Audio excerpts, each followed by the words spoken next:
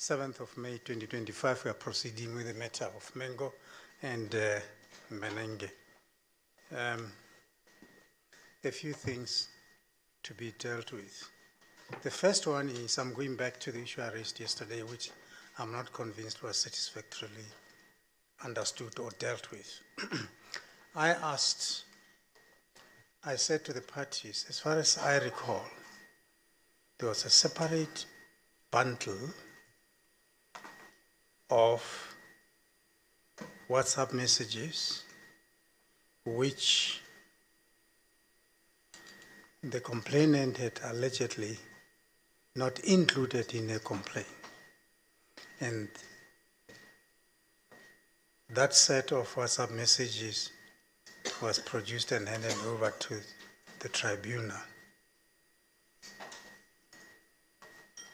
Am I still right in thinking so? That's what is Skippers? That is correct. Yes. Chair. The next thing that I asked yesterday, which I'm not sure was understood, was I know the witness went through a series of WhatsApp messages. What I asked was, did the witness also go through a series of those messages, WhatsApp messages? Chair, if I may, that is correct. When the complainant lodged her complaint, she attached WhatsApp messages, screenshots, to her complaint. However, later on, the cell phone was downloaded and more messages were found. But those messages that she included in her complaint are in those screenshots found on her phone and downloaded. So that is provided for the panel in volume 3, the one that this witness went through. So it is included in part of that bundle because it was found on her phone. Oh, okay, all right. So there's nothing that's in a complaint with regards to messages between these two parties that's not included in this bundle except for those disputed ones, the ugly ones, but there's no emojis on those. So it's not for this witness in any event to interpret. Well, was the matter properly dealt with? Were we told when the witness was testifying, now she's dealing with the WhatsApp messages that she had initially attached to the complaint? And then when she finished that, were we told, now we are moving separately to the WhatsApp that had allegedly not been disclosed? Or it was just a continuation of the exercise? This witness? Yes, yes. These messages that she went through, those ones in the complaint is part of this bundle. So she dealt with all the witnesses that's in front of the panel. But why were we not told about that distinction? Or are we not understanding each other? I think there's a misunderstanding, Chair. What was put in cross-examination to the complainant was that she did not disclose all the witnesses, all the WhatsApp messages. And you said they were later retrieved and printed out? Yes. And given to this witness as well? Because that's part of bundle, the volume 3 WhatsApp screenshots. I understand that, but you don't understand my next step. I think he will help me because I suppose I'm not clear this morning. Ms. Skippers, you've got Exhibit 3, which was given to us, I think, by Mrs. Kakani. This part of the bundle is Exhibit 3. Exhibit 2. The complaint. It's a complaint, and attached to the complaint are additional WhatsApp messages. Are they part of Volume 3? They are part of volume 1. That's the messages that she used for her complaint, to lodge her complaint. So that's part of volume 1. It was there from the start. What you want to find out, the information in Exhibit 2, was it given to the expert to also analyze? Yes, because it's part of volume 3. Okay. It was not separate, if I can put it like this. All the screenshots were downloaded and provided to this witness and was also part of volume 3 from 1156 to 1339. those messages in the complaint was part of it because it was found on her phone. It's not separate messages, it was a continuation of the conversations. She took out parts of the conversations to lodge a complaint. I think what the JP wants to know is where is the separation between what was in the complaint and what was added later on? What is in the complaint is in volume 1, which is part of her initial complaint. Yes. And then the complete WhatsApps, including those that she used in a complaint, is in volume 3. Before you include, let's exclude first. You excluded the first set of WhatsApp messages. You say they are in volume 1. Yes. The other set, Volume 3 is a complete set of all the WhatsApps. you mix them in volume 3. It's not a mixture, Chair. I think that's where the confusion comes in. She took out parts of the conversations on a day, if I can put it like that. For instance, the first day, the 8th of June, there was a long conversation that took place between the complainant and the respondent. She took out parts of those conversations to lodge her complaint. She didn't include that in a complaint. She did. The parts, some of it, but not the total conversation. Mm-hmm. Now, volume 3 is the total conversation that was found on her phone, and it was part of volume 3. So it's not like we took the screenshots that she used in the complaint and put it in between the others. It's a continuation of the conversation. So let's leave screenshots out. The messages are all in volume 3, including the ones that she used in her complaint, because it's a chronological continuation of the conversation.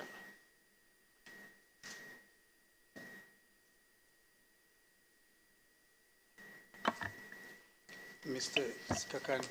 Judge, may I have, I think as we spoke about it in chambers. In chambers, yes. Yeah.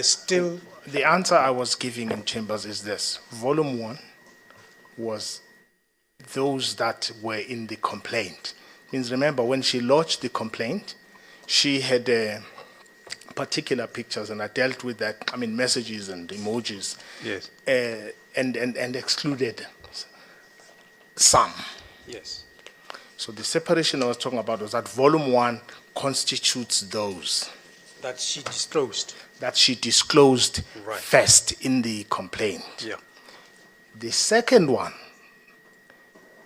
I don't know how this happened, but the second one comprises all. It means it was put that way. That's volume 3.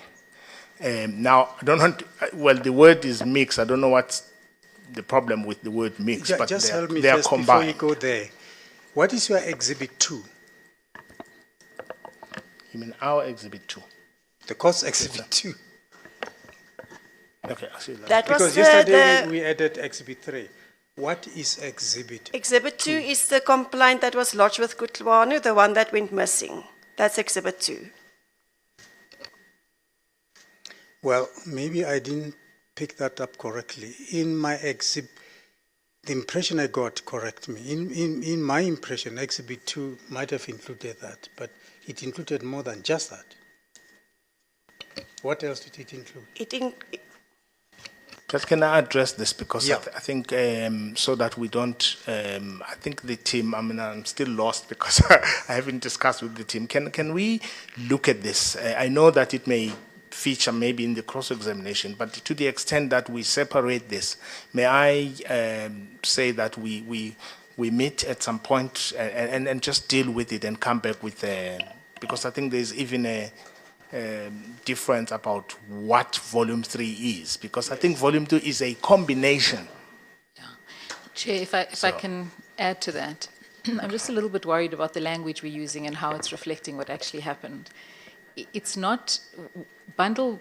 The first set of documents you have is what Ms. Mengo attached to her complaint. She had, as we now know, over 800 messages on her phone. She chose to attach some of them.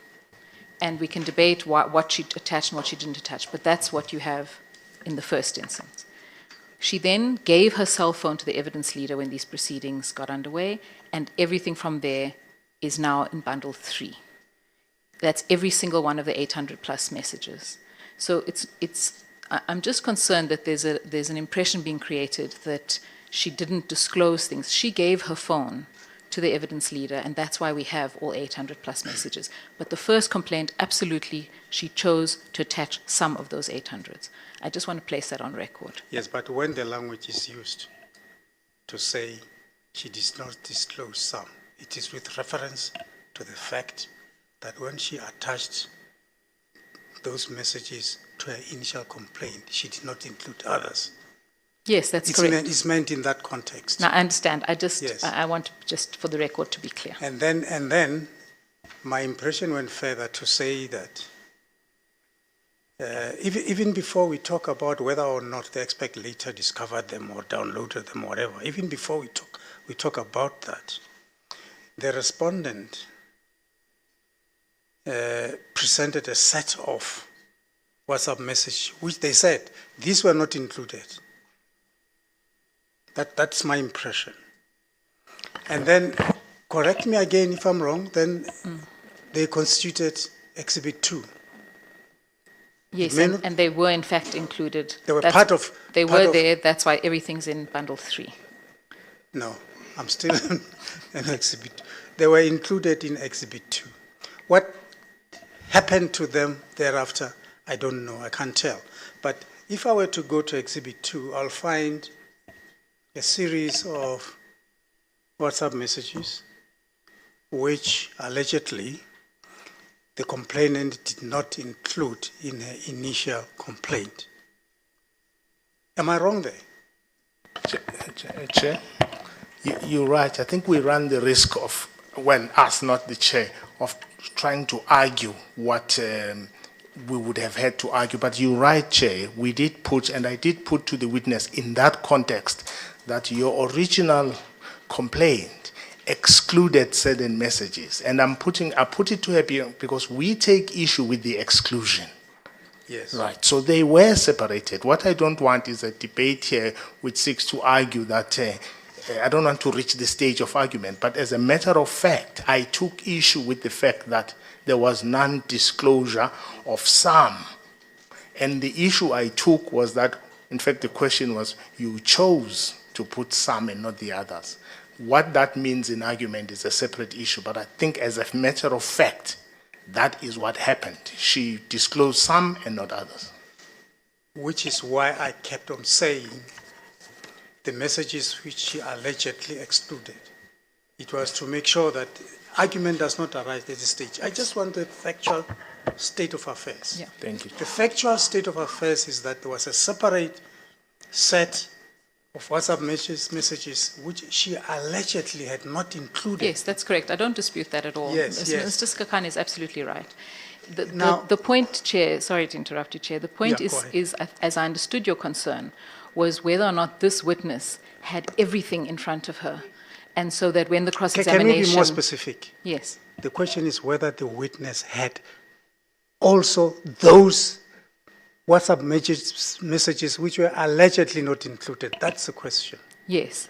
And as I understood it, and I thought Mr. Madonsela agreed with me yesterday, she does have everything. But if that's not correct, then it must be given to her. As from our position, as we understand it, she has been given everything. Well, to come back to Advocate Skeepers, were they also part of Volume 3? Yes.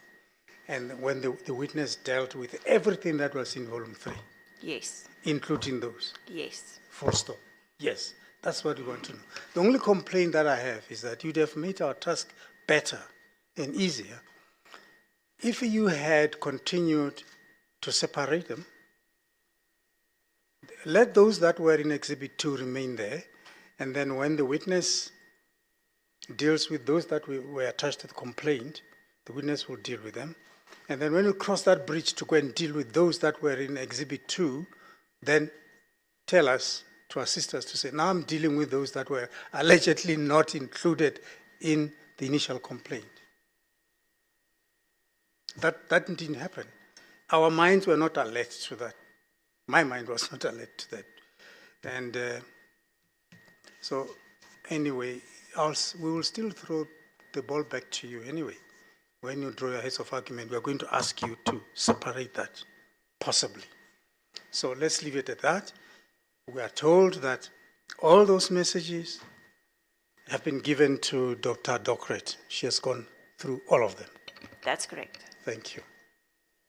The next thing that we have got to deal with is, which is on record, must be tidied up. We thought we asked you to go and think over about how we could conduct secure virtual hearing regarding witnesses in the Eastern Cape and how the venue could be secured. You did not come back to us, and we didn't follow it up yesterday because we were told by the Office of the Chief Justice staff that, is it the JSC or Office of the Chief Justice? Who are you? Dimagato? Sorry? Of the tribunal, but you are attached to the JSC, not the OCJ. Yes.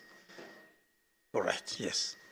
The reason why we didn't we didn't make a follow-up on the homework that we had imposed on you is because the staff of the Secretariat of the Tribunal told us that they told us that that would not be necessary anymore to pursue that aspect because an arrangement has, after all, been made to fly all those witnesses to here.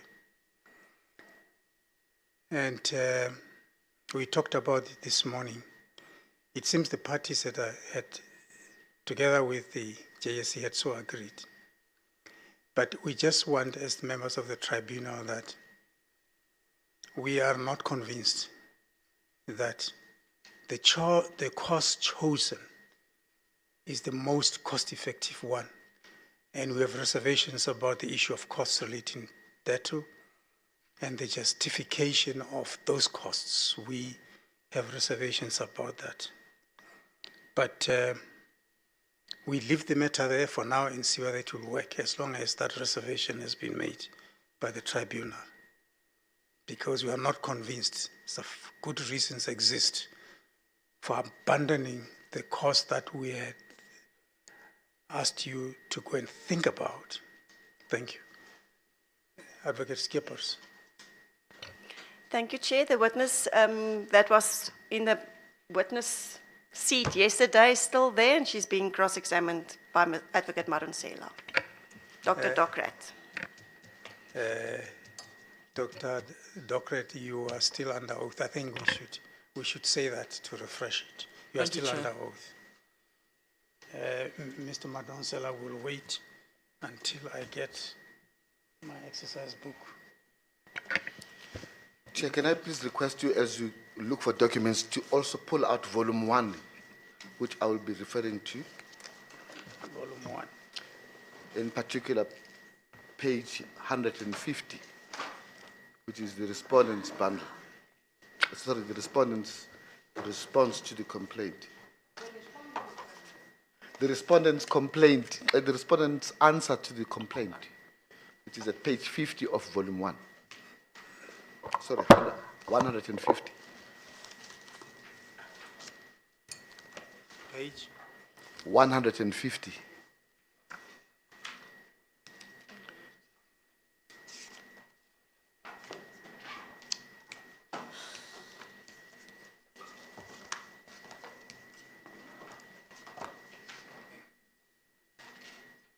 And then might I also ask that the witness be favored with that page or volume?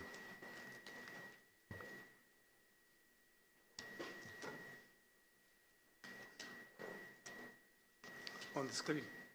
No, physically.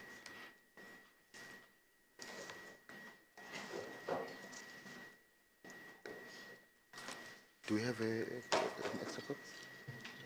Do you have an extra code? Oh, we gave it to them.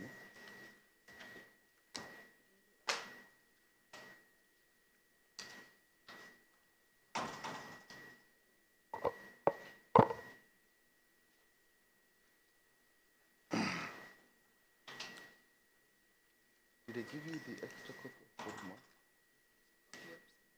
No, just the volume 1. The one with the complaint.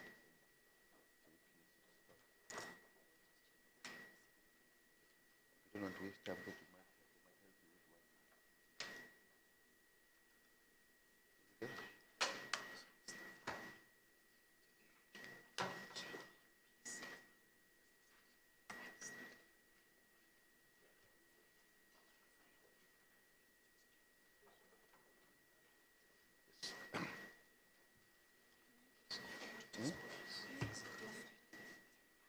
Now, I'll do this thing.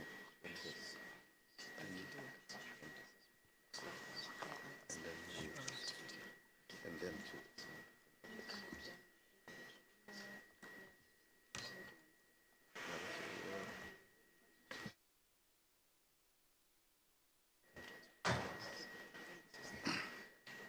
Mr. Matunsela, volume 1 of what? Of the applicant's volume or your volume? Of your bundle?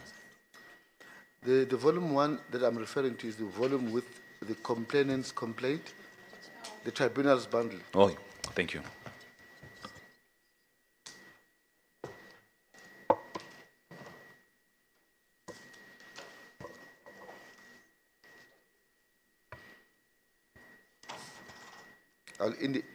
I'll hear the indication from the chair if I'm ready, if I should proceed.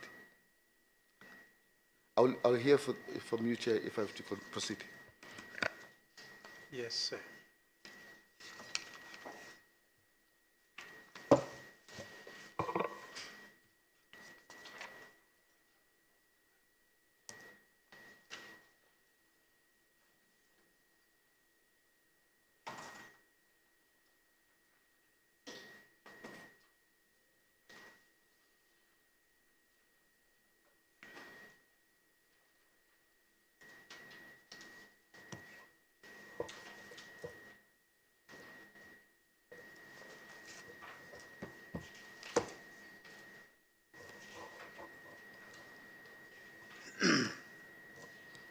I think you can proceed.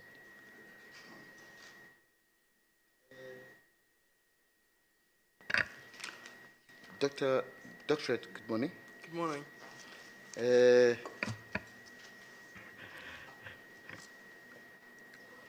If I was to orientate you, the document that has been placed before you is an affidavit deposed to by the respondent, J.P. Mbenenge. It's at page 150. Are you there? Yes, I've got it open. It is a response to Ms. Mengo's complaint. And that complaint dealt with, amongst other things, the WhatsApps, which you referred to yesterday. And those WhatsApps have in them emojis, which I will bring to your attention in a moment. For purposes of the exercise, can I also ask you to put your page, your finger at page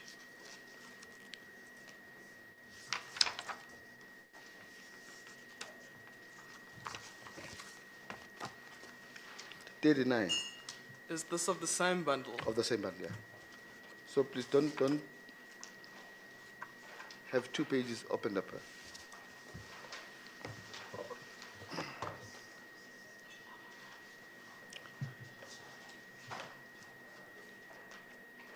Just to confirm, you said page 39. Page 39, yes. So the exercise is about comparing the complaint and the answer by the respondent and what the respondent was answering to. Are you with me? Yes, I'm with you. Now, at paragraph 6.1, at page 149, over the page to 150, the respondent is dealing with the allegations pertaining to the WhatsApps which are at page 39. Can you see that?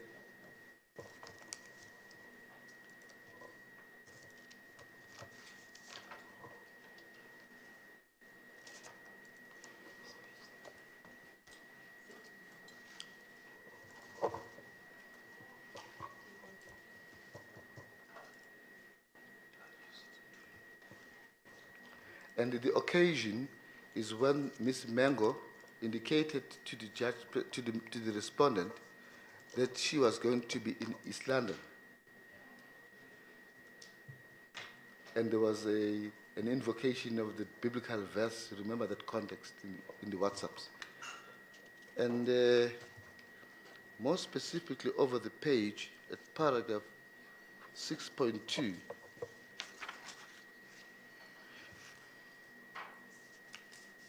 the discussion between the JP and Ms. Mango, the respondent and Ms. Mango, was the prospect of them being intimate. And JP answers that claim in page 150, paragraph 6.2. And he says, when I saw that Ms. Mango was not amenable to being intimate at that stage, I asked if she wanted mere friendship. Her response was to send a picture of a woman laughing, followed by a text with 3 rolling with laughter face emojis, saying she had no answer. And this conversation is in K3. Now, can I ask you then to go to K3, which is at page 43. Sorry, start at K2 and K3. Can you see that? So is that from page 41? Yes.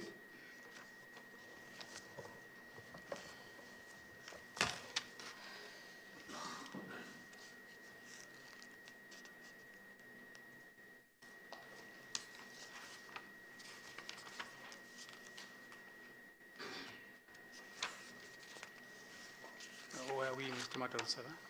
We're at page K41 of volume 1. We're comparing it with N42, K3.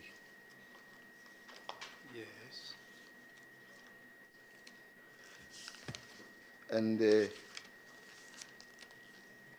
you see in that page, and we have seen at page 42, K3, there is a use of emoji there by the respondent at 2251 with rolling with laughter emojis. Can you see that? Sorry, Advocate Madansela, do you mean the complainant? The complainants. Okay.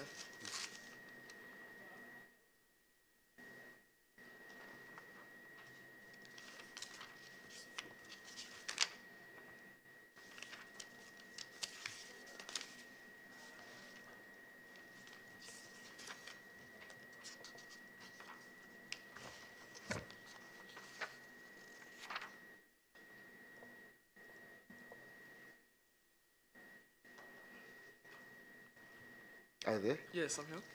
And the context there is that the complainant, Ms. Mango, utilizes rolling with laughter emojis and saying "azikompendula." Can you see that? Yes. At 2255. What did you understand this to mean? Chair, may I refer back to my notes on my laptop, please? Oh, please where do. I analyze the emojis. Because I cannot remember offhand specifically every comment that I placed when I went through the analysis. Unfortunately, I don't have a photographic memory, Chair. Yeah, well, nobody does. I accepted this. Are you wanting to comment on the emojis or on the printed message? On the interpretation she places on the emojis. Okay, all right.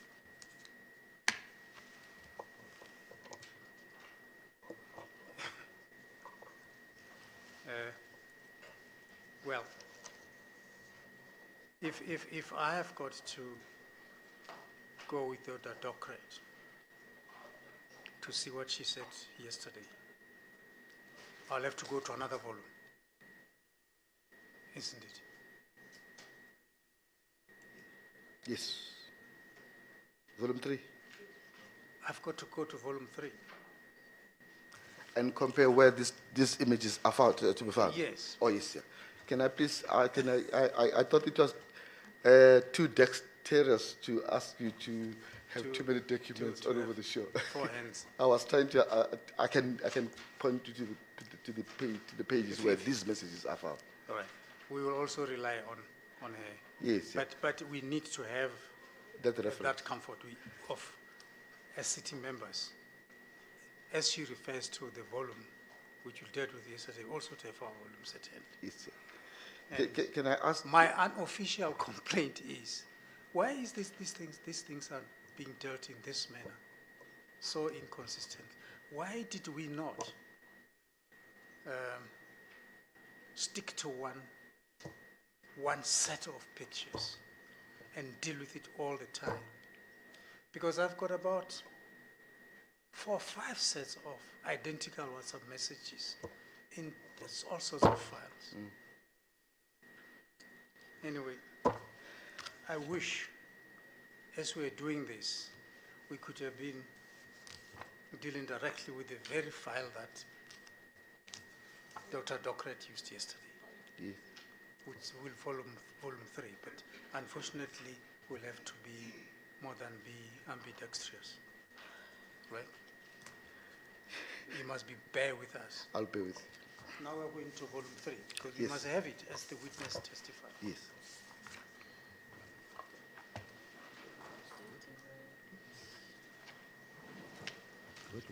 Chair, I can assist. It's on page 1215 in volume 3.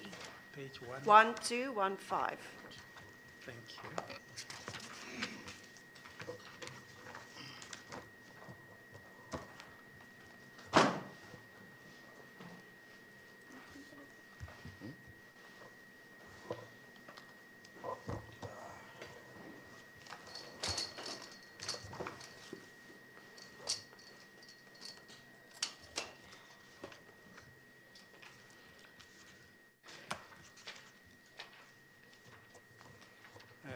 Dr. Docrat, you have been able to locate your Yes, file and the notes. yes, Chair. I'm getting there because my version doesn't have any numbers on. Oh, Yeah.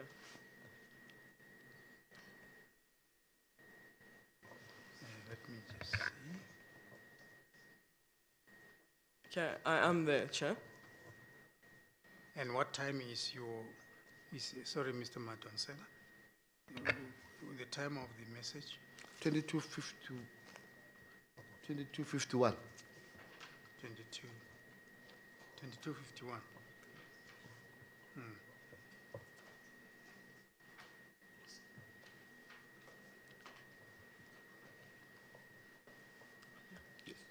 Please, are you there? Yes, I'm here. I'm saying the question is, what interpretation do you give to the use of the rolling on the floor with laughter emojis used in that context?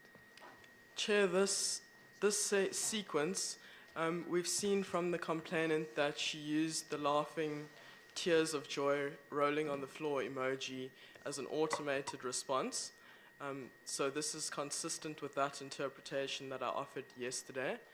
Chair, we can also add that in this instance, within this context, she was making light of it by laughing, and she was laughing it off in response. I'll come back to that interpretation you are placing on it. Can I also ask you to deal with the other rolling on the floor with laughter in the complaint and juxtapose that with what the respondent says about it? Can I ask you to go to page 147 of the affidavit of the respondent and direct your attention to paragraph 4.5.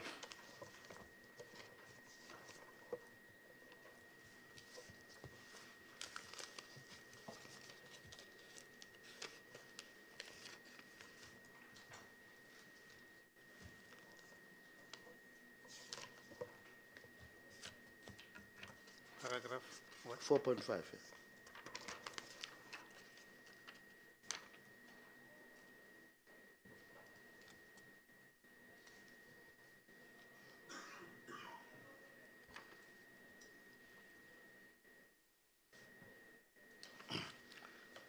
Now, this is dealing with the very start of the conversation between the two, which is dealt with in the complaint, and the emojis and the messages sent between the parties, which form part of Annexure B4. Sorry, Chair, what is Annexure B4? Sorry? What is Annexure B4? Oh, no, at page 27 of the complaint. Page 27 of the complaint. In this file? That document, yeah. Volume 1.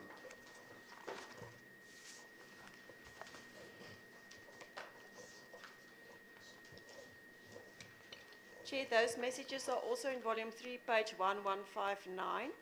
That is on the 4th page of your Okay, thank you. WhatsApps. Thank you, Advocate Skeppers.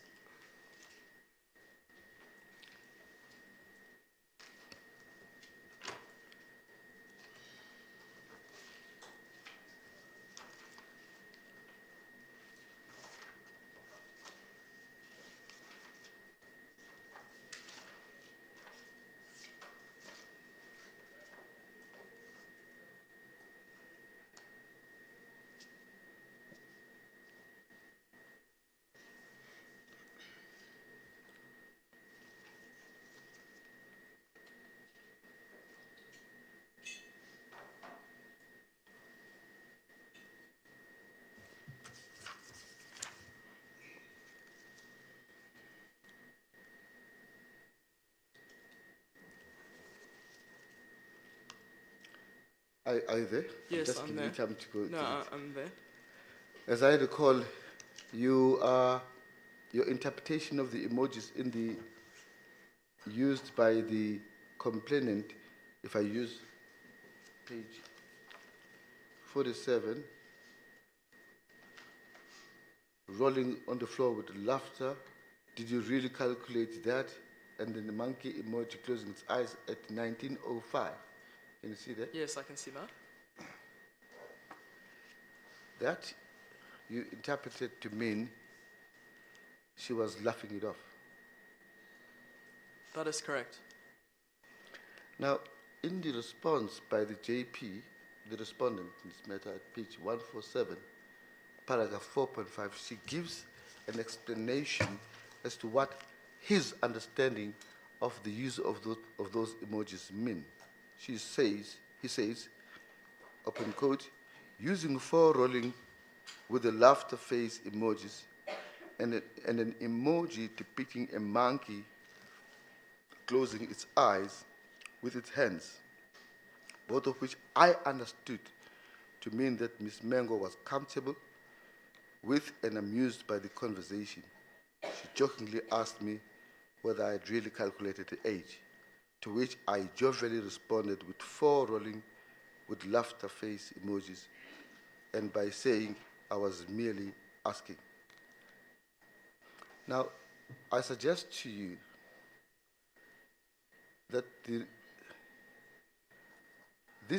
use of the emoji, rolling with laughter emojis, was understood by the respondent to mean somebody who's being jovial, comfortable, and joking about the conversation, in the same way that he used it in response to the complainant in that jovial manner.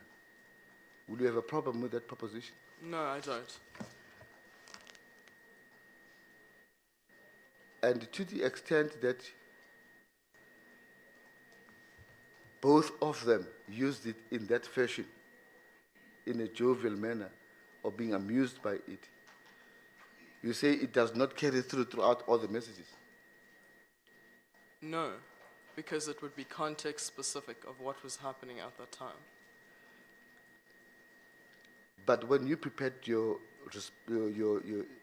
report or your opinion or expert opinion, you did not have regard to the JP's response. No, as I indicated yesterday, I had no sight of that. Now, let's go over to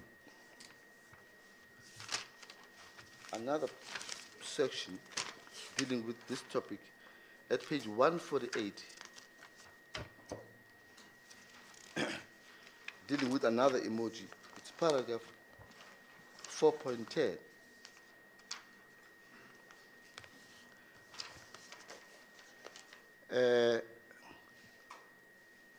This is now dealing with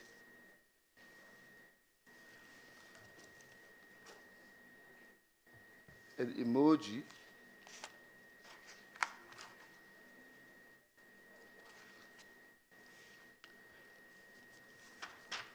at B4, sorry, at B5.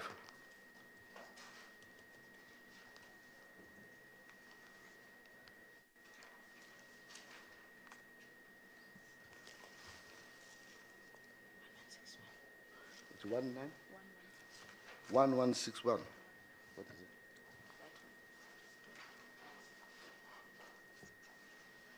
it? Is that a volume 3? Yeah, in volume 3, it's 1161. Advocate Skippers?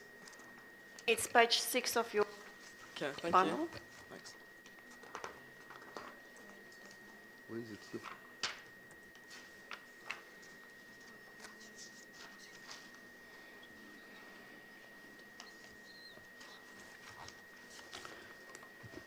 Now, at 4.2, 4.10,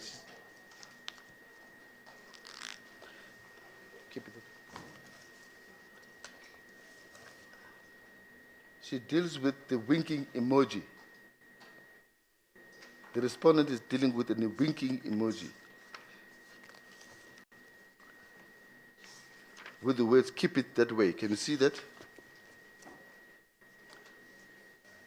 In response to "keep it that way." I can see that. It's about, the context here is about the JP saying, "What's your age?" And she's saying, "No, I'm behaving myself." And says, "No, ukuziphatha kakuhle." And then she then responds at 1915 at page 1161. The JP says in relation to that emoji, in response to my comment that she should keep it that way, she sent me a winking face emoji, which I also interpreted to mean that she was amused by the conversation. Can you see that? Yes, I can see that. The point I'm making, sorry, before I put the proposition, what did you say this conveys? How did you interpret this one? Chair, I interpreted that winking face emoji within that specific context to mean general positivity and agreement. Agreement. With warmth and affection. Yes. Now, you see, there's a contrast between what you say and what the JP says. He says he understood it to mean amusement and conversation. Is that consistent? Sorry, I didn't hear that, Advocate Manatsela. The JP's interpretation of that emoji is that he understood it to mean that she was amused by the conversation. The question to you is that interpretation by the JP consistent with your interpretation? It's not consistent because the winking face emoji doesn't show amusement, it shows agreement. Yes. Can we just pause there a bit? The winking emoji,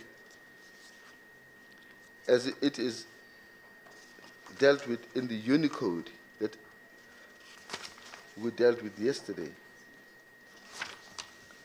Do you have the Unicode in front of you?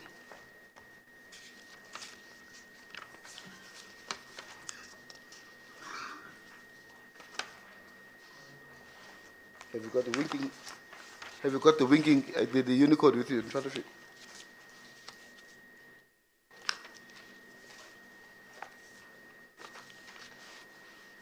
Where do we find it, Mr. Madansela? Because it's Exhibit 3, which we entered yesterday. yes, but where? Which page or which I'm going there.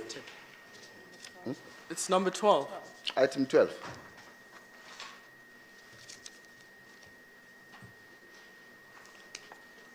Okay.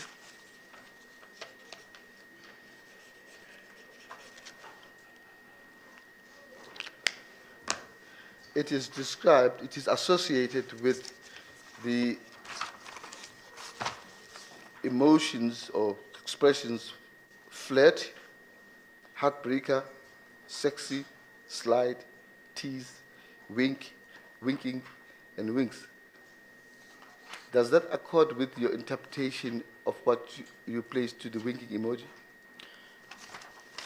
Chair, when I testified yesterday, I explained that each emoji has a specific meaning, but it would be context specific in how we interpret it.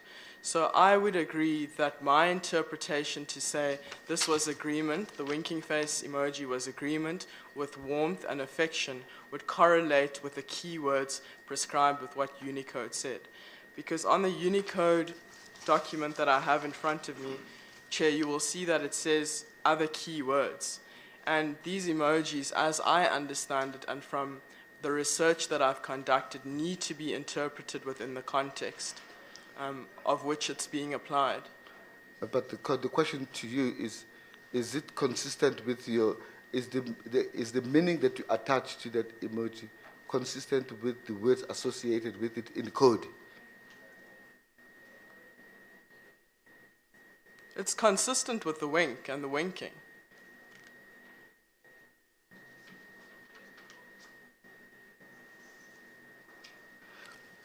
And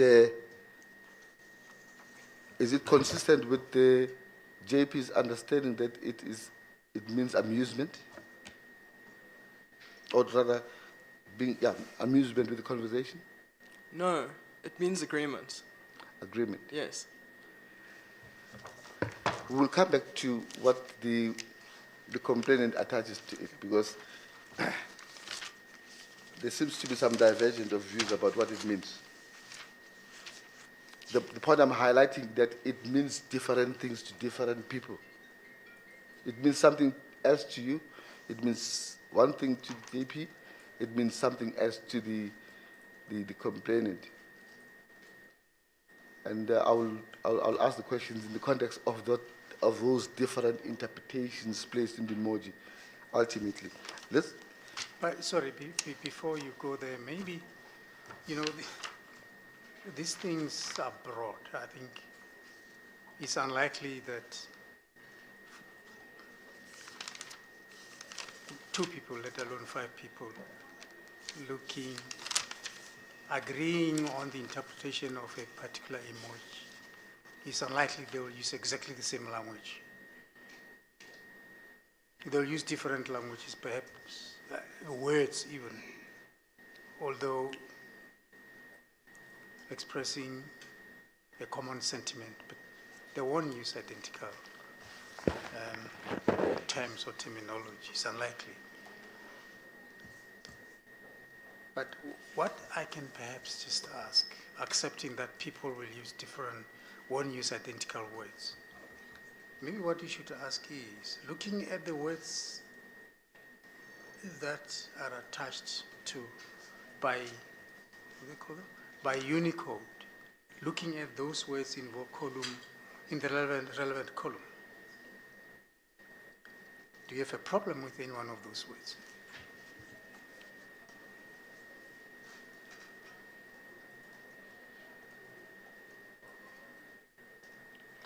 In this context, Chair, the complainant, from my interpretation of this emoji, was not using it to tease the respondent. There's the word tease. There's also the word slide.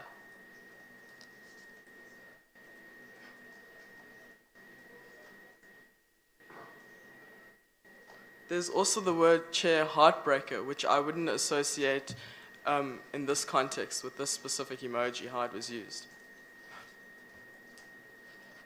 Flat? Yes, Chair, because I did say yesterday that it was warmth and affection. So we can associate the word flirt with this specific response and how it was used in this context. And of course, as you keep on saying, context is important. Yes, Chair. Yes. All right. Okay. Mr. Madonse. Yes. If we go to page 149, and can we not waste of the volume 1, That is the respondent's answer to the complaint, and I'm taking you to paragraph 6.1 again. That East London interaction. Right at the bottom of that page, he says, Ms. Mbenenge informed her that she was going to be in East London, and I asked her if we could be intimate. Her response was to quote a biblical verse, but at the same time attached 2 emojis depicting a monkey closing its eyes with its hands, which I understood to be flirtatious. Now I ask you again, is that within the realm of the words associated with a monkey closing its face, or its eyes? Is that emoji consistent with flirting? Advocate Manansela, please can you tell me which page it's on so I can refer back to my notes, please? We're at it, one. Just go to 1208, just confirm if that is the page that you are referring to, and that would be your page 53. Yes.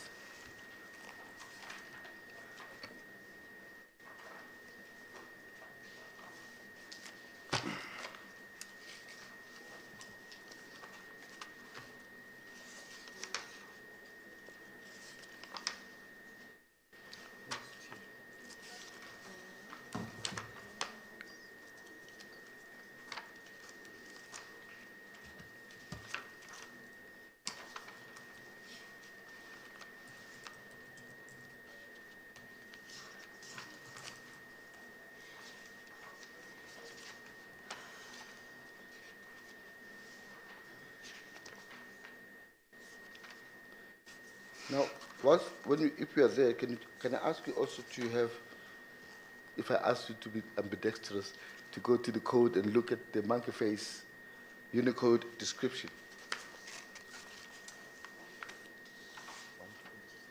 At page, at item 128.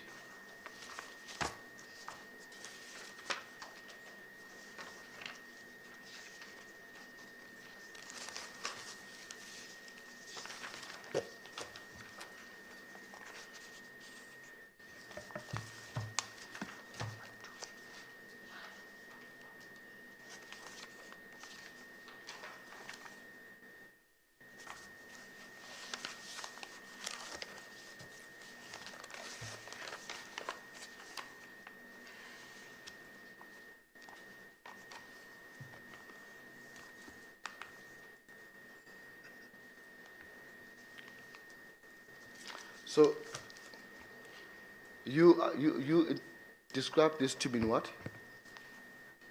I described it, Chair, to be embarrassment and shyness.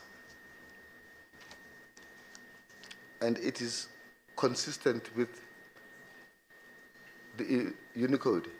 It's consistent from what I see, Chair, on the page in front of me. The first keyword is embarrassed. It is inconsistent with what the JP ascribes it to. That is correct. We will see what the complainant says it is about in a moment. And then we move on to page 159. Of which bundle? Of volume 1, sorry. 151 or 159? 159. Paragraph 28.3 and 28.4.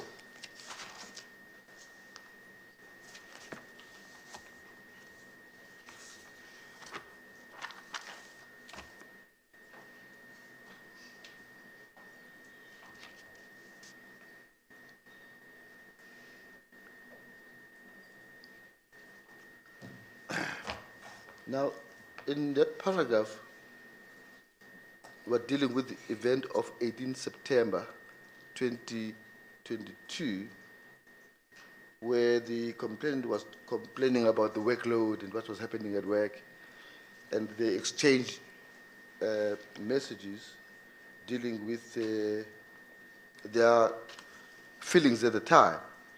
And those WhatsApp chats appear in the complaint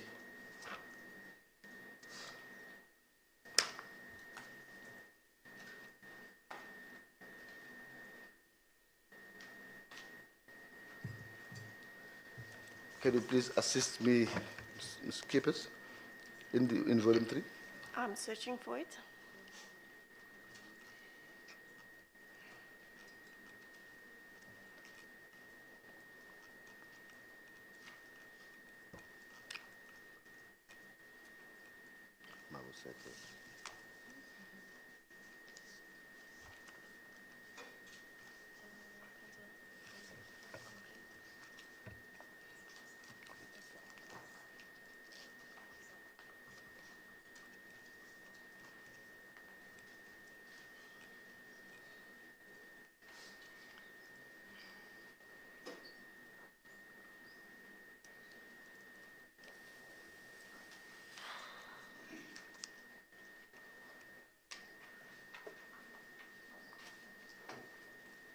What are we looking for? No, Maybe I'm I just can I'm assist. just waiting for Ms. Kippers to assist me where it should be found in volume 3. And who says I can assist you? Sorry? Who says I can assist Oh, you? oh yes, yes, we can. What are you looking for? I was looking for someone with a computer.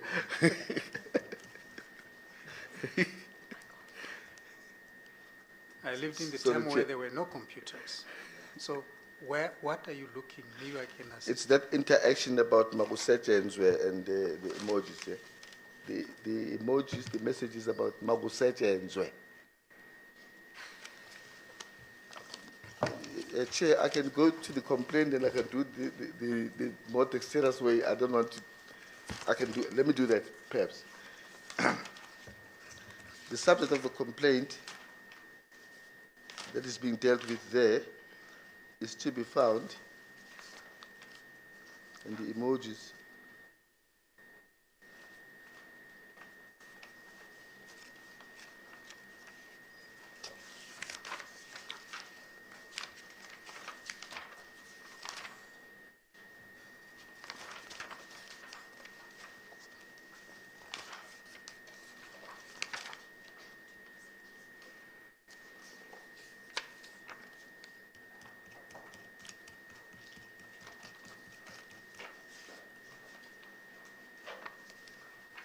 Okay.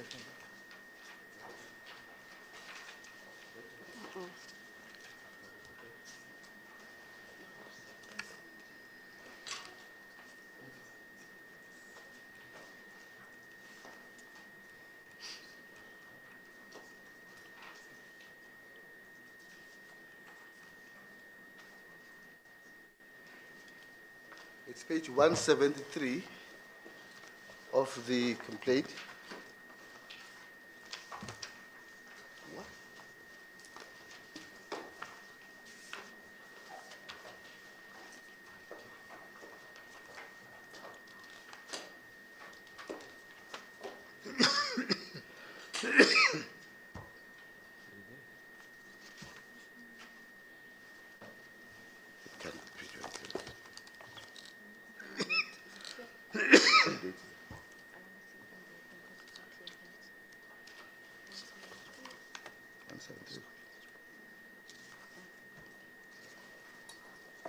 Chair, that one is not in volume 3. I see that one that was provided by the JP.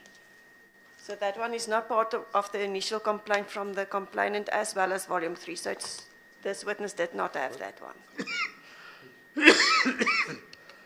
Page 173 of volume 1.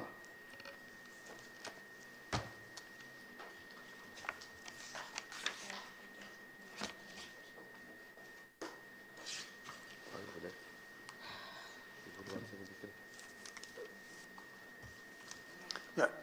Well, Dr. Docrat, it seems as though you didn't have that. That is correct, Chair. Yes. Well, we can let that pass.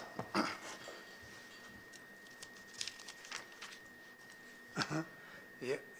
before you let it pass, are there any others which were not there?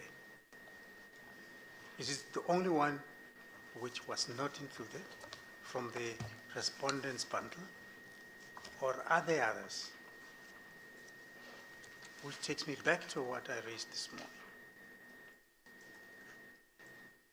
And this question is directed to both parties. Because Advocate Skippers now says to me, this was not included in the bundle that was given to the witness, and it was one of those that were handed in by the respondent. And I thought an hour ago I was assured that everything was included in the bundle that was submitted to the witness. Everything as including those WhatsApp messages which had not been included by the complainant initially, but were later put in by the respondent. Yes. And which is the issue that I raised this morning repeatedly. Now it transpires that, in fact, contrary to what we were told, that everything was included, we are confronted with something which was not included. Yes. And the question is, how many others then were not included and therefore not given to the witness?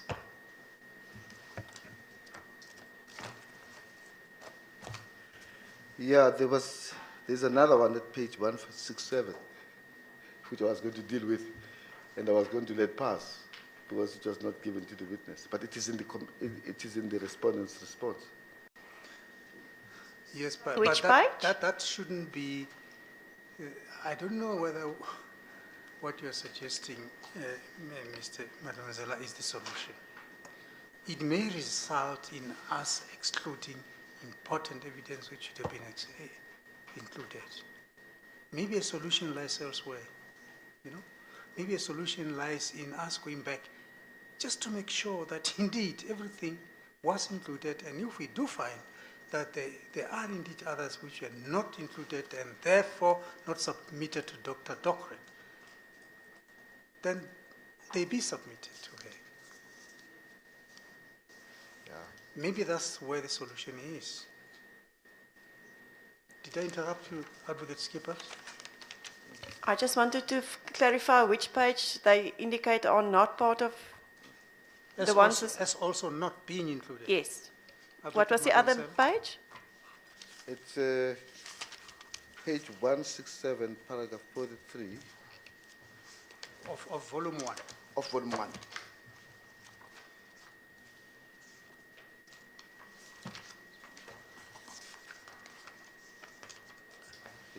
That one is there. I don't understand. Page 167. 167, paragraph 43, right on top of the page.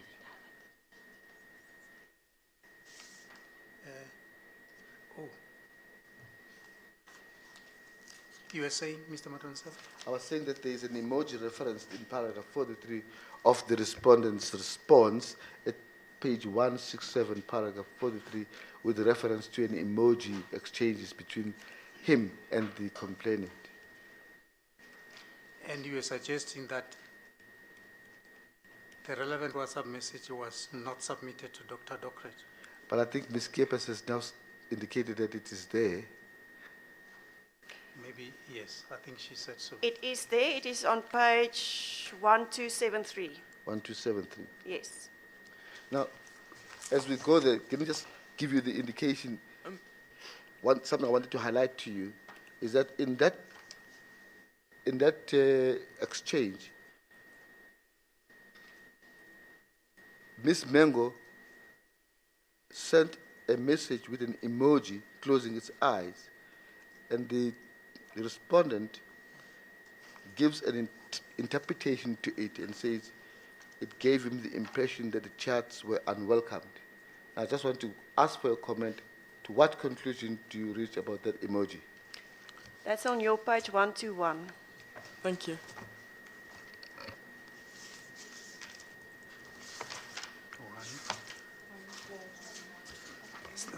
It's 1273 of volume 3. 1273. Yes.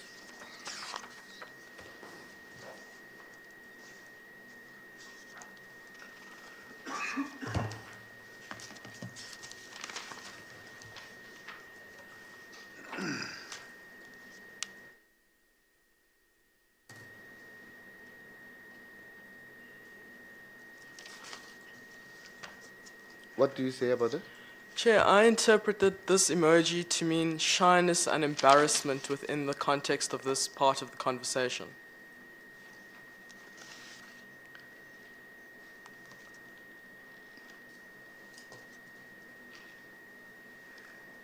And is it inconsistent with the interpretation that the respondent placed on the same emoji, in your opinion?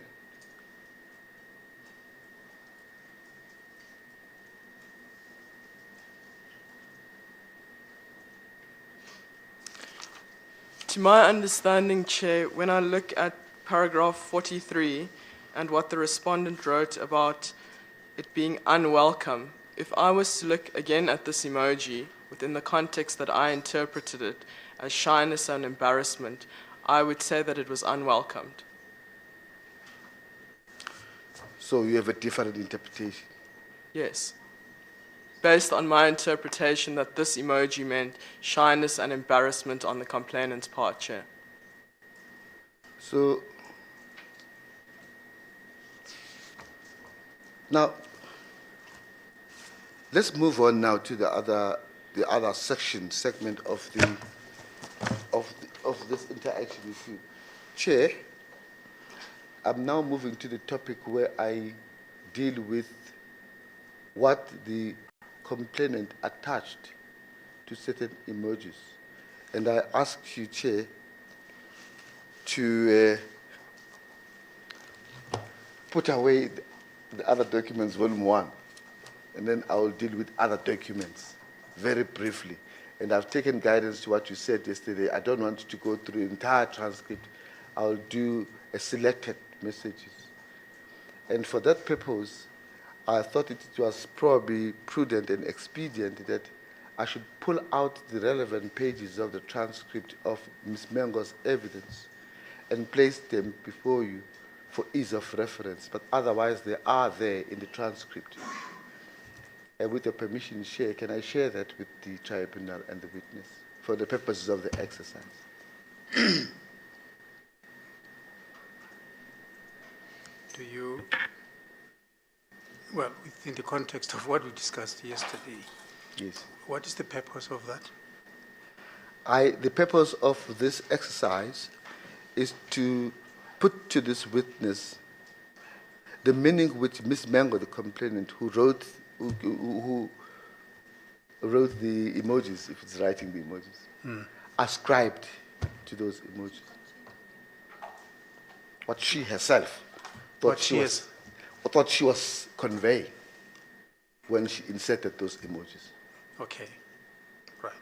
I understand. All you want to do is to put Ms. Mengo's own interpretation of those emojis to the witness. Yes. Yes. I understand that.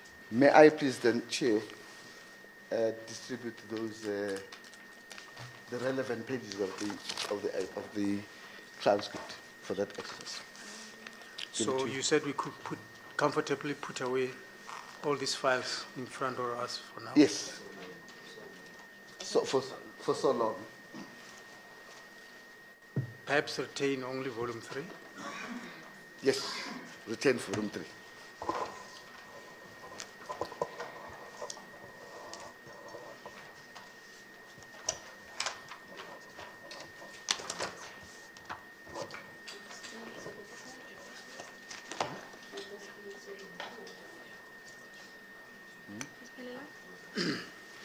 Where is mine? I guess. What did you do? Before, mine. Mr. Madonsela, Chair. before you embark on that exercise, you remember the important point which Dr. Docrat made yesterday, that I'm not here to disagree on the interpretation of the emoji. I'm not here to disagree with the interpretation placed on it by the author. And she will defer. She will defer. In other words, the complainant's one will trump over hers. Correct. That's the you are point. mindful of that. That's the point I'm making. Exactly the point. And notwithstanding that, you want to go through, you want to take her through. The point I'm making, as I said to you, Chair, yesterday, and you said it might be a very tedious exercise and a lengthy one. And I took guidance and instructions, and I do not propose to go through the rest of them. I just want to make examples with one or two, just three of them, to make a point. And then I can do the... To make a point which Dr. Docrat doesn't dispute. Well, no, yes, to make the point, to place on record what Ms. Mengo had already, the meaning, the absurdity of Ms. Dr. Docrat's explanations about what the emojis mean. She has, Ms. Mengo has already put them on record, which is why you are showing us the record. It's because her answers are already on record. Which record you copy and give us to us? Yes. Is it not sufficiently on record? You want this record to be put on record? I want this because Mrs. Mengo's interpretation of emojis, she has already put on record. Yes. The interpretation of emojis. And Dr. Docrat said, it's not for me to disagree with her interpretation because she's the author. Dr. Mengo. Dr. Mengo has already put this, she has already put her own interpretation of the emojis on record. Yeah. Which record you copied and you are giving us, you give to us. Yes. And then you want to put that on record. No. Can I clarify, Chair? Please. I want to put the interpretations and meanings ascribed to the emojis by Ms. Mengo to the emojis for Dr. Docrat's comment on them. All right. All right. You know one or two. You know your own case better than I hope. I can never hope to know. So yes. We won't stop you if you feel that you need to make that point. Yes. Thank you. Proceed. Can I ask you to go to the first page? And I want to suggest to you, and our learned friends will not dispute this because it's on record. At page 66, the first page of the extract, Mengo deals with the laughing emojis in the paragraph at line 19 to 20. And this was an emoji which we have just dealt with when they were talking about age, with four monkeys, four laughing faces. And say, did you really calculate my age? Can you remember that? You say it was said in a joking manner. She says, in evidence, the reason I sent that emoji is because it was out of shock. In other words, she was expressing a sentiment or a feeling of shock. Can you see that? Yes, I can see that. And according to what we discussed yesterday, you defer, and her explanation of that emoji should trump your one, not so? It should, because she's the author. Yes.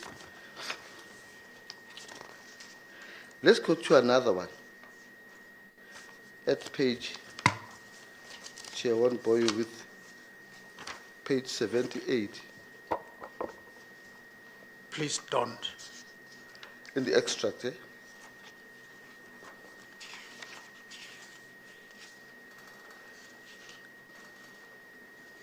At this moment, she was dealing with, again, laughing emojis, laughing on the floor. Is that page 78? Page 78, yes. Thank you. Right at the bottom, line 23. She was here dealing with that WhatsApp image with 4 rolling emojis and fingers crossed. You remember that we dealt with yesterday? Can we be referred back to the page, Chair, in volume 3 so I can go back to the emoji, specific emoji, 1162. It's on your page 7. Thank you.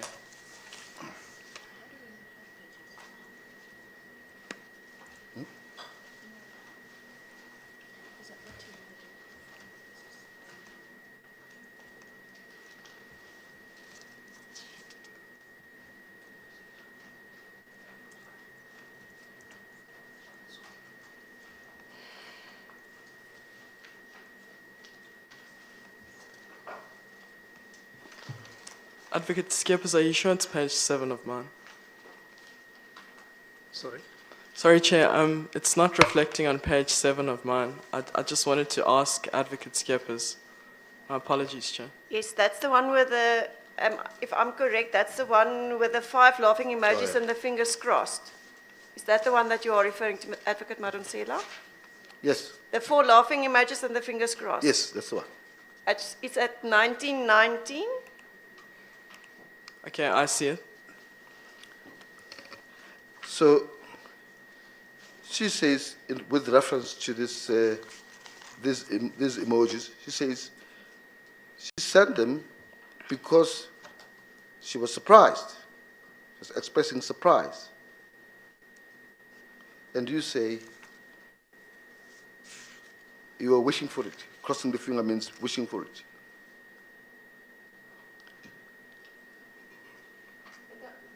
Sorry, Mr. Madonsela, but just over the page, she said, secondly, then I placed a crossed fingers emoji. Now, to me, that emoji says truly, really. Yes, yeah, yes. So in other words, you're saying you're wishing for it, and she's saying, with reference to the cross finger, truly, really. Chair, I cannot argue with the interpretation placed from Ms. Mengle because she was the author. This is my interpretation, Chair, as I explained yesterday, with the sequence and the response within the context. And again, you defer on her. I do. Let me take you to the last one, for purpose of the exercise. Chair, this is the one that you'll find.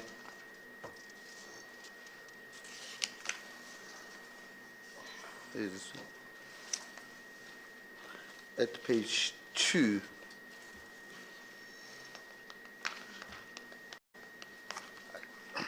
And it's in the from line 5 to line 10. It's page 2 of the extract. It's the page 2 on top.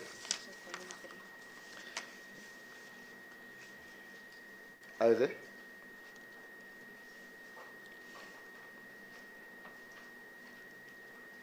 Are you there? And in volume 3, it's page 116.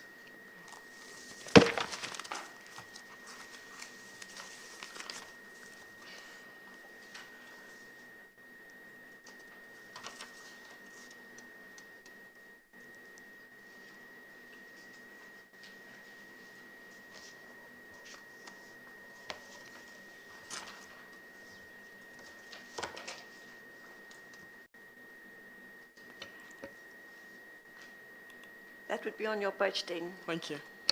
Yes, she was here dealing with the emoji with a winking face. You remember that the emoji?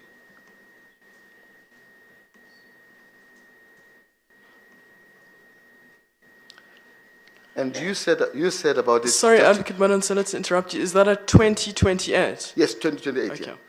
Yeah. Now you interpreted that emoji to mean that the person expressing that emoji was being flirtatious, as I recall your evidence. Yes, Chair, I interpreted that emoji within that specific context and the time of the conversation to mean general positivity, and I said that it was flirtatious. Now, in her evidence, she said just the opposite. She said, when I was inscribing that emoji, and if the JP was in front of me, I would have said, and then the interpreter attempted to give a description of what would be me, would be an expression of disgust. No, that is not correct. She testified in that page 2, line 9. It meant it is fine when he said nice. She described that.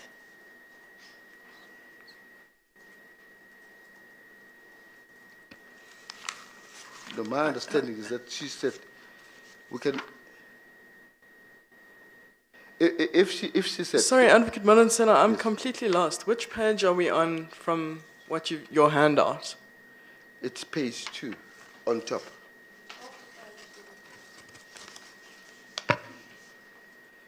It's page 2, line 5.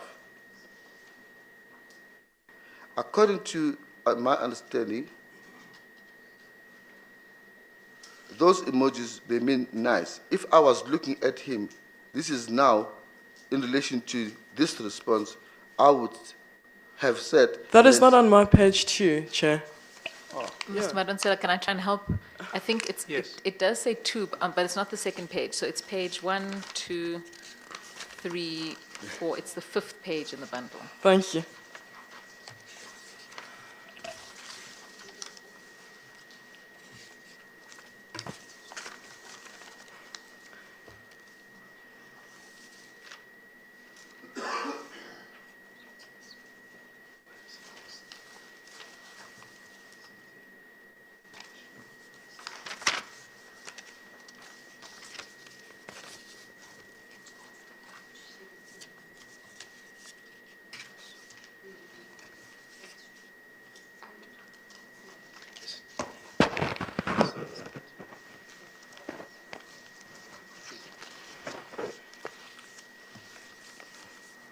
Okay, I'm on the same page as you. Yes.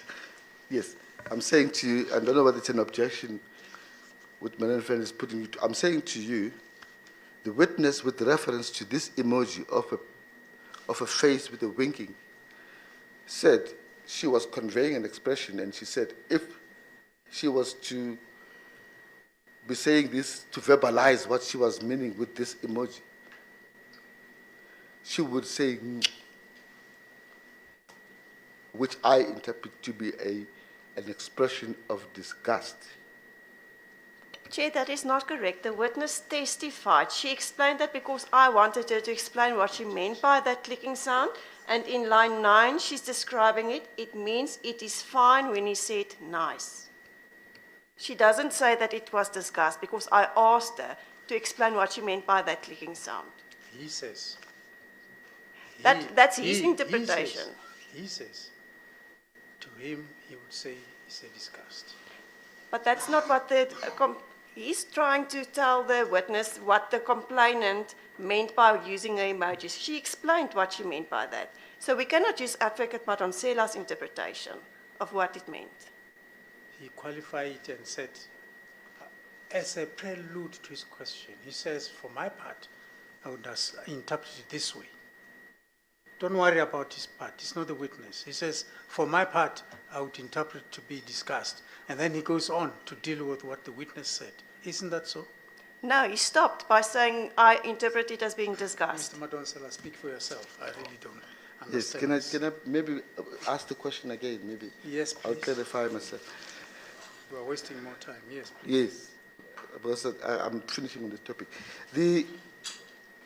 No, I'm not saying you should finish the topic if you are not ready to yes. finish the topic, please. Dr. Docrat, when the witness testified on this emoji with a face winking, she was asked what it means. And then she said,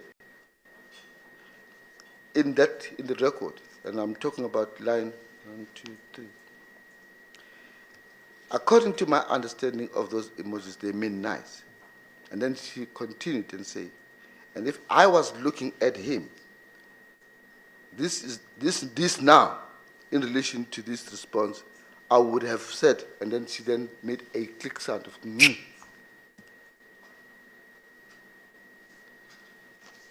as an expression of the feeling that she was feeling when she sent that emoji.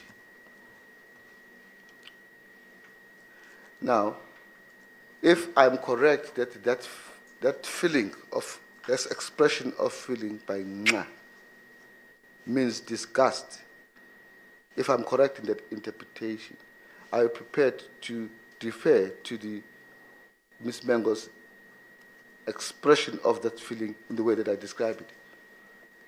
Chair, I'm not. I think your objection will be justified this time.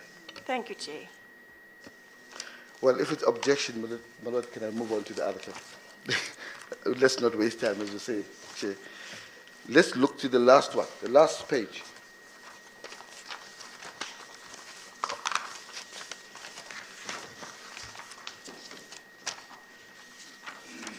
In volume 3, it's page 1259.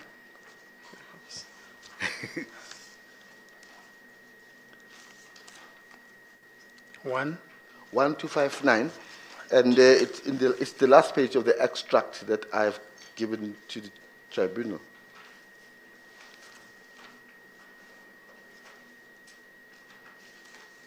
Page 104. Thank you.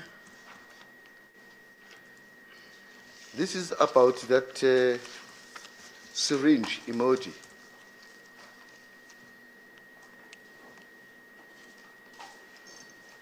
The context in which this discussion was taking place is that Ms. Mango was saying, oh, I'm just troubled here at work, I'm not feeling well.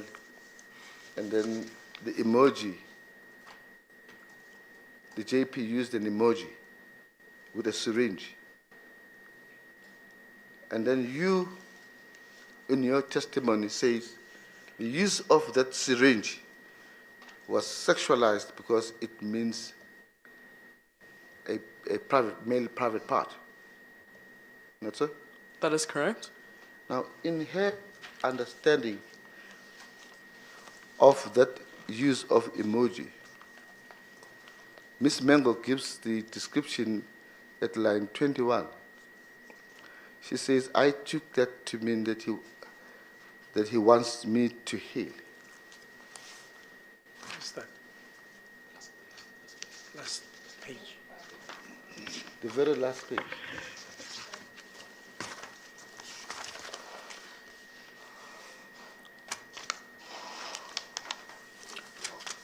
Thank you. That is at odds with your interpretation, not so? That is correct. And for that purpose, you deferred to her understanding.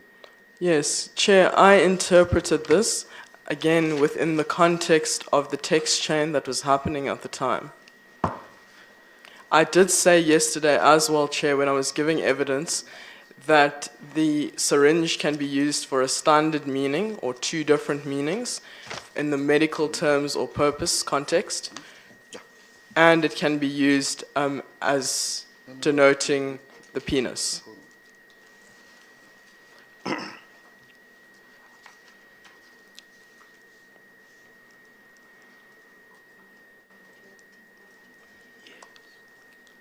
But of course, for the record, in terms of the Unicode, in item 1376, the syringe is associated with doctor, flu, medicine, needle, shot, sick syringe, tool, vaccination. So it's Sorry, which page is that, Advocate Manantala? it's item 1376.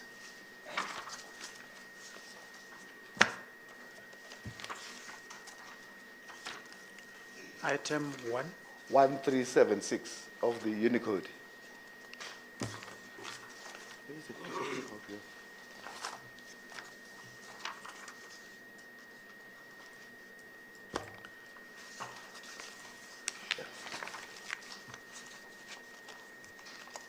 Mr.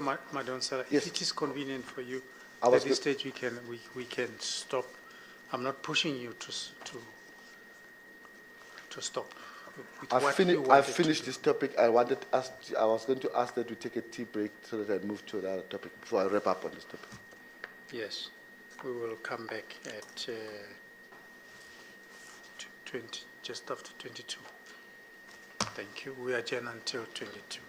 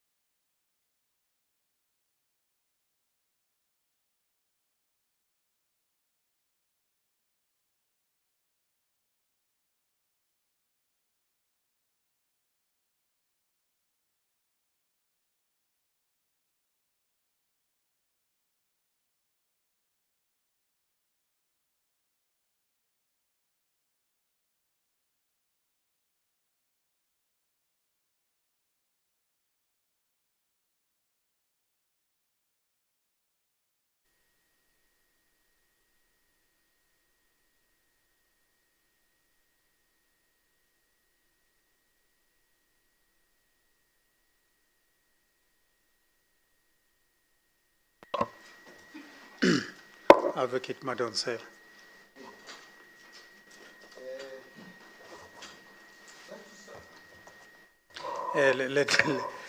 Before you start, as it is my wont, I'll go back to the point that I've been saying all along.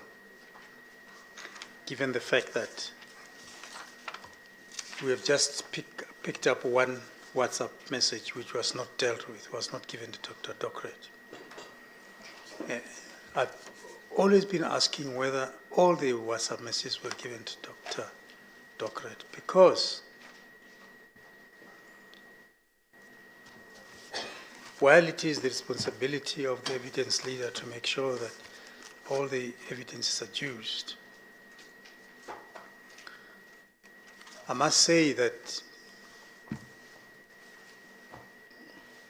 the respondent, having submitted those WhatsApp messages which were allegedly not disclosed by the complainant, should respondent's expert, which is Dr. Mello, seek to, when dealing with emojis, if he's going to deal with emojis, should he seek to deal with emojis on WhatsApp messages which had not been submitted to Dr. Docrat? There may be a problem. So the final responsibility, well, maybe not final, but the responsibility lies on not only advocate skippers to make sure that all material is placed before the court, but there's also a special responsibility on those who have sought to submit WhatsApp messages to the court to make sure that those WhatsApp messages with emojis had been submitted to Dr. Docrat, so that Dr. Mello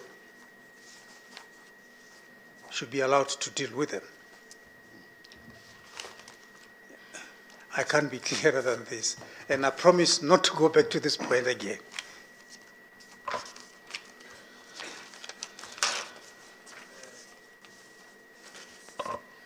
Advocate Madonsela. Thank you, Chair, members of the panel. Dr. Docrat, can I please ask you to go to volume 3, page 1170. We know that these are the documents that were given, that you had regard to. Sorry, Advocate Madonsela, is that the same page dealing with the syringe? No, 1170 in volume 3. Advocate Skippers, do you have the page number, please?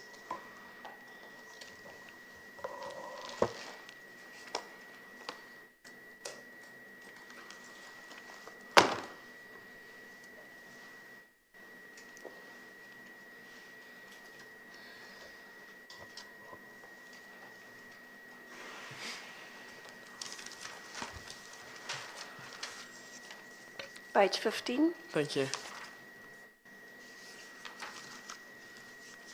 Your page, Mr. Madonsela, please. Yes. Volume 3, page 1170.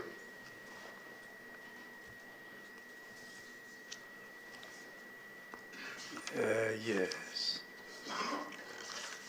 Now, in this segment of the interaction of our discussion, Dr. Docrat, I just want to put certain perspectives and context, because you said context is everything in the interpretation of emojis.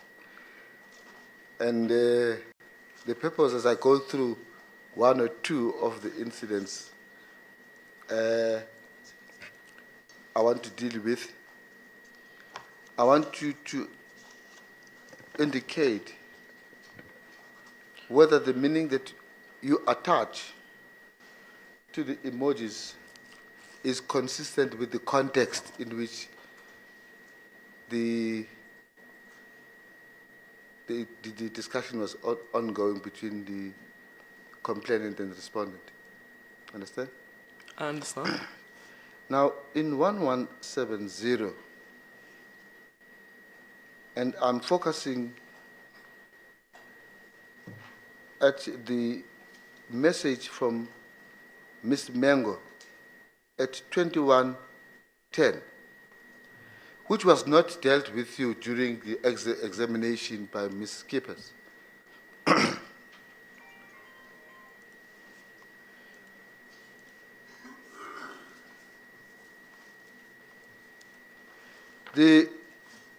That message says, "Yazi bamna xa ndifuna imali uzandinika," which is interpreted to mean, oh yes, you know Xhosa.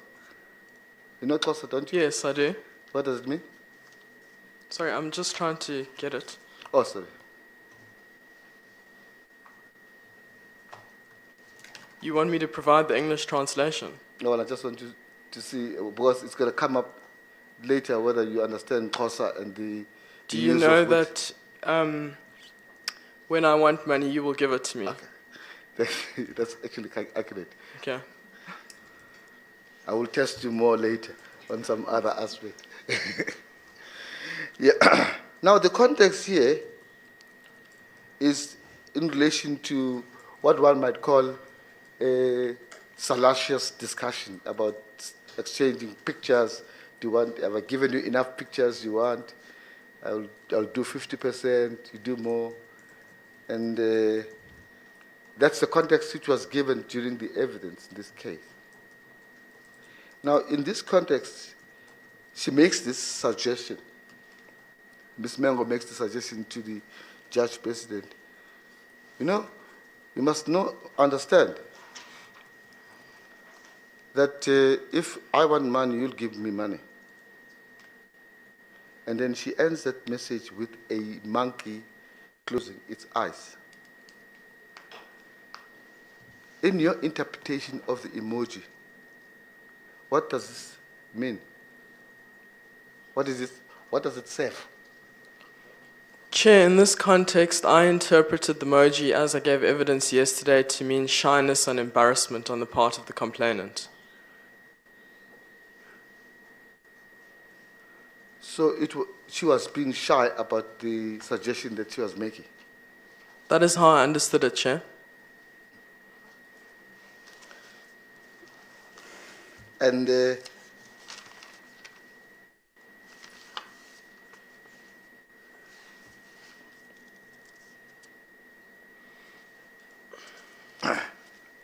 and she was, is it not correct to say that she was entertaining the discussion about the exchange of pictures in context?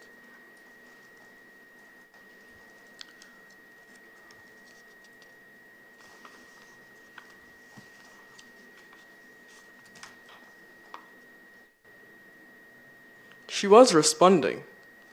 That's not the question. The JP says, I understood the monkey emojis to mean somebody who's flirting, flirtatious. In the documents that I've dealt with before tea. Here is a discussion entertained by Ms. Mbenenge about them exchanging pictures and she giving some portions of the pictures and half not being there. And then she comes up with this, springs up this suggestion or comment in the middle of the discussion saying, you know, you must understand that I also want money. You'll give me money if I want it. And punctuates this comment in that context with the monkey emoji. Is that not consistent with flirting?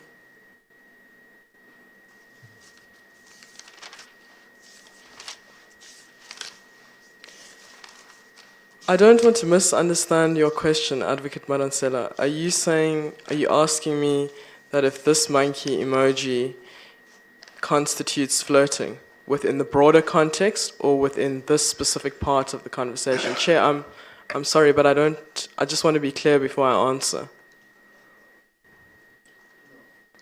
No, I'm saying you said in your testimony, when you interpret emojis, you factor in context. In fact, almost as an overriding consideration to interpretation.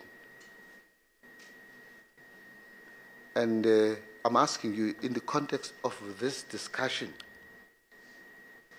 does the context of the noted discussion about exchanging pictures between Ms. Mengo and JP and punctuating that comment about me, being Ms. Mengo, wanting money, or you, JP, going to give me money if I want it, and then punctuating that with a monkey closing its face, is that inconsistent with JP's understanding of the use of emoji as being flirtatious?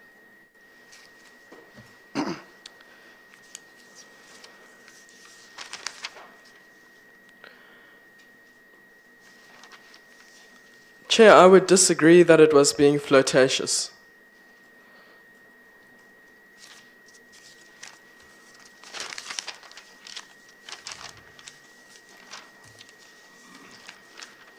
Is the discussion about exchanging pictures not a noted discussion? It is. And then why do you put a monkey emoji in the middle of the discussion? This monkey emoji, Chair, as I testified yesterday, was used in contradiction to the context of the conversation. It was contradicting what? I don't understand. Advocate Madansela, you said that it's flirtatious, the conversation, and I agreed with that. That was happening regarding the exchange of the photos and the discussion about money.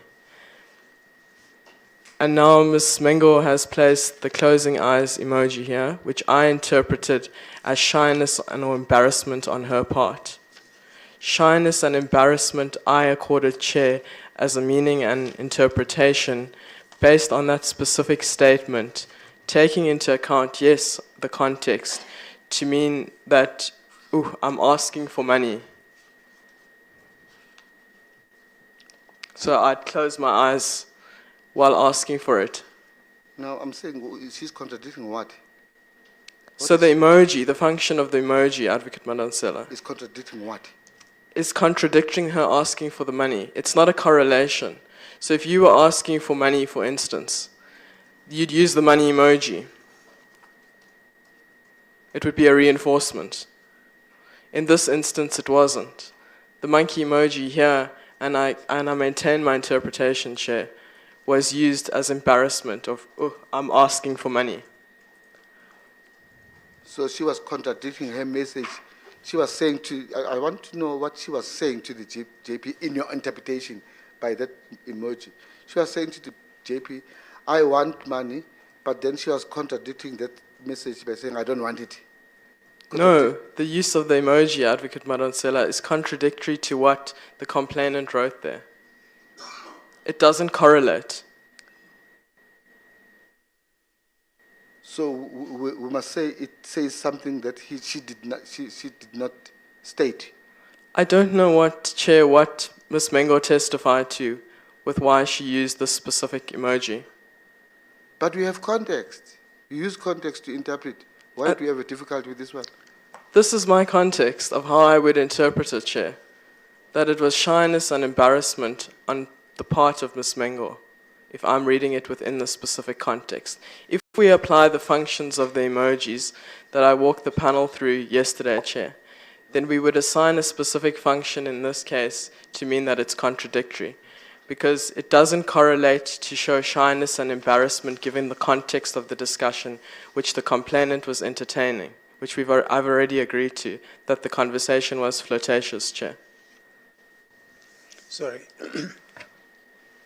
I thought that the context is that she was asking for money. That is correct. That's how I understand it, Chair. Yes. And the emoji expresses embarrassment. That is how I interpreted it, Chair.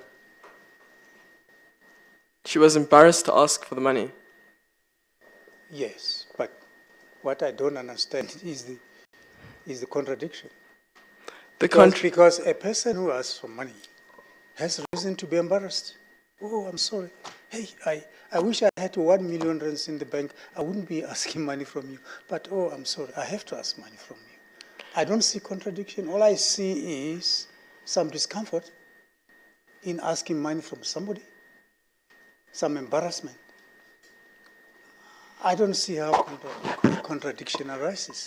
If you would apply the functions, purely apply the functions in this instance, not taking into account the context, Chair. That's why my answer to Advocate Madonsela was that I maintain the response that in my interpretation, taking into account the context, she was embarrassed to ask for the money, Chair.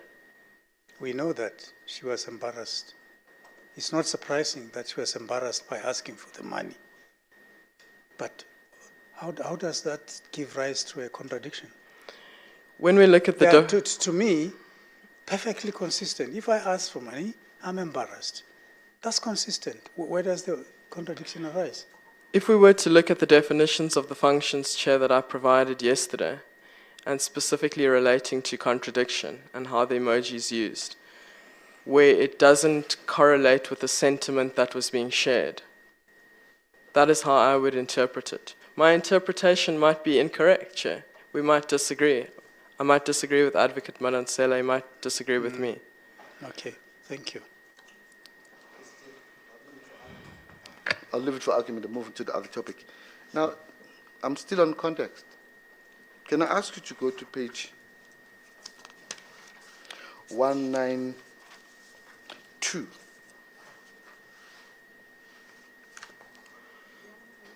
192, 1192.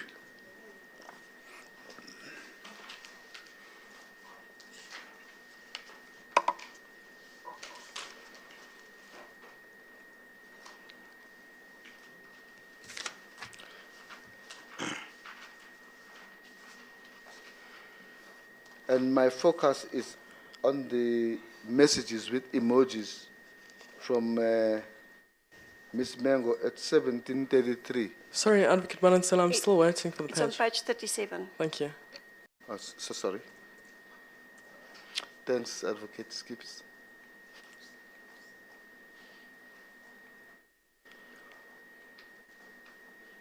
Are you there? Yeah.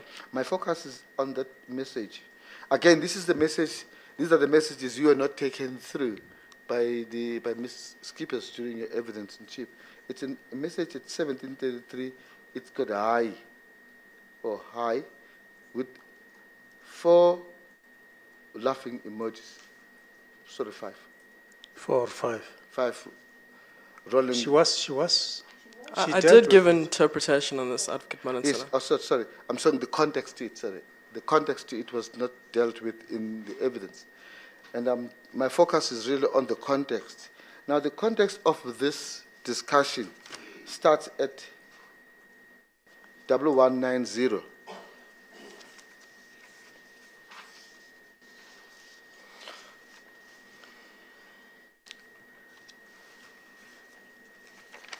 Page 35. Thank you.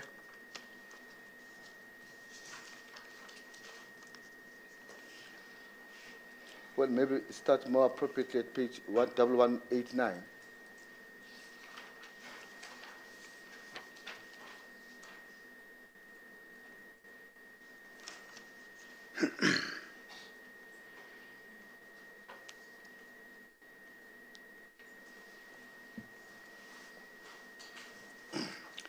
And they are talking here about. Let me give you the context as it's been dealt with in evidence, and it's borne out by the messages. The context here is them talking about the two of them getting warm It started at 17 times 1719 at page 1189, as long as it won't generate warmth. That is the JP. And then the Ms. Mbenenge responds, how is that possible? And then the JP responds, well, it depends. Then comes an emoji message at time 1721 from Ms. Mbenenge. Double laughing emojis and 4 monkey closing eyes emojis, and she says, I'll see. Can you see that context? Yes, I can see. And those double emojis in your mind, they mean what? Laughing it off. I gave evidence on this yesterday, and I said it was the automated response in terms of the laughing rolling on the floor. And we looked at the broader the sequence, and it indicated laughing and shyness, Chair. Okay, we'll come back to that. And then over the page, then they talk about, please declare up front, the JP says. And then she says, something are better when not said. Zawbon, in other words, we will see. And then to the question, I quick to met at 1730 at 1190, she says, it depends. And then later, 10 minutes or 11 minutes later, 1731, she says, I'm cooking. And then the JP says, I was thinking about it, it's 1191. She says, no, I'm cooking on the side. Then she continues. She says, oven temperature. That's now the Miss Mbenenge was saying oven temperature. And then they go on with the discussion at 31 minutes past 5 in the afternoon. The JP sends the emoji with the laughing emojis. She responds with the monkey closing eyes and laughing. And that's interpretation, embarrassment, or automated messages for laughing it off. She says, I hear you. And then at 1732, can you see right at 1192, responding to the JP's message saying, if you happen to have melted step 1, they're talking about step 1, then she says, it would mean the marinade worked before the heat. And then the JP says, that's true. And then the JP says, if you happen to have melted step 1, and then says, tell me that year that you spoke about yesterday. Then she says, and the rolling emojis with the 4 laughing rolling emojis are put at 1733. Now, the context, as I put, if I suggest to you, was already here, if you agree with me, and please indicate if you don't. The context here was a sexual conversation. Yes, Chair, it had sexual connotations, definitely.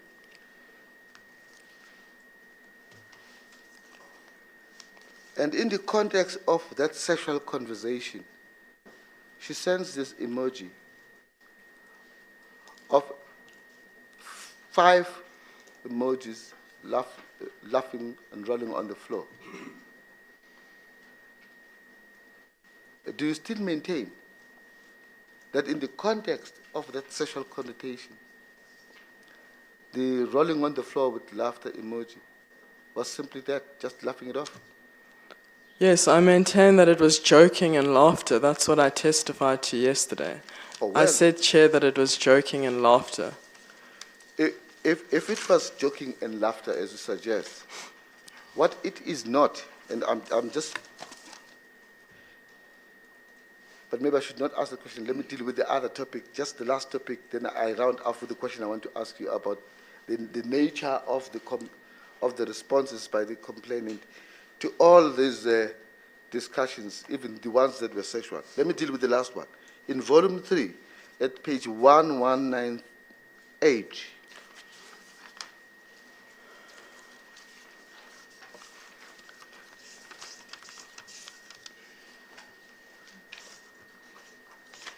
Page 43. Thank you.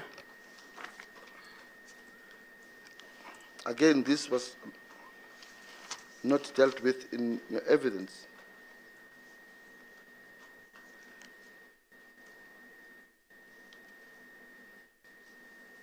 The focus is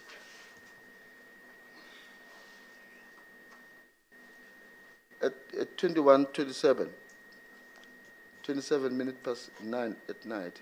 Can you see that message? The highball one. Sorry? The one that says highball. That's Aibo, sabuela lapo. And later at 1199, purely because we Yeah, were but about that to one was dealt with yesterday. The Haibo one was dealt with yesterday.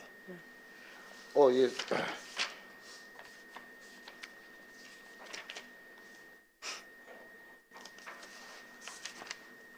Yes, that's true. But that's true, Chairperson. Can I just go a little back from to that discussion, but start elsewhere? Yes. It's 1195. The focus is at 1816. Page 40. Thank you. Now, this is the one that was not dealt with in evidence. The one on, what time? 1195 from 1816.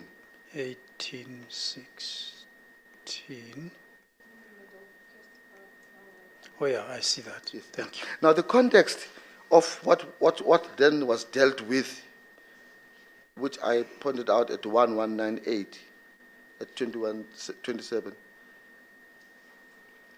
actually deals with this because this is a response to that that interaction. Now, the 1195 interaction deals with what was explicitly sexual discussion between Mengo and the JP. They were talking here about which position, there was a sexual positions basically. Then she says, in response to that, I will go with whichever position. And I'm just inserting that. But there's a word like surprise. You recall that interaction? I am there. Then in response, in that context, at 1198, at 2127, then you see, the JP then goes back to that discussion about sexual positions. And then she uses this emoji with a monkey facing the face, closing the face.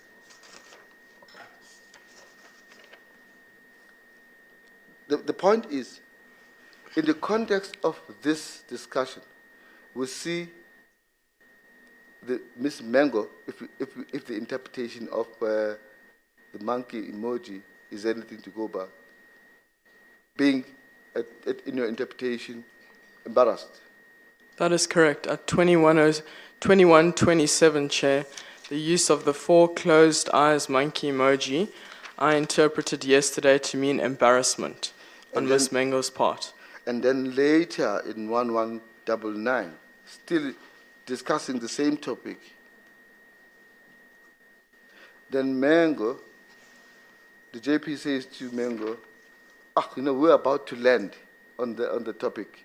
Now the topic here is the sexual positions. Mengo at 2128 responds with the rolling with the laughter emoji ×4. What was she doing there in your interpretation? It was hysterical laughter, that's what I interpreted to mean, Chair, which I said was her automated response. Sorry, can you I didn't hear. I interpreted yesterday, Chair, to mean hysterical laughter, which I said was Ms. Mengel's automated response. So, Sorry, is that the 21-28 thing?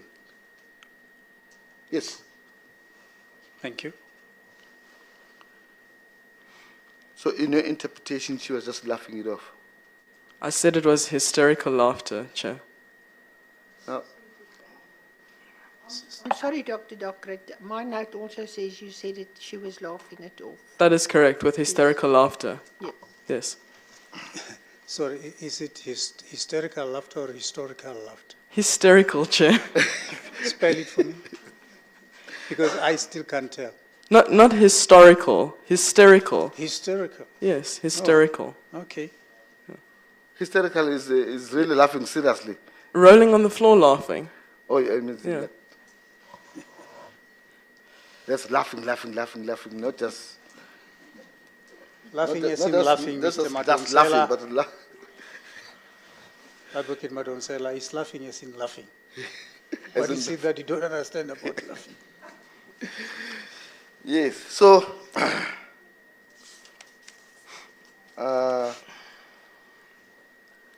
this last one, as I wrap up on this issue, at volume 3, 1205.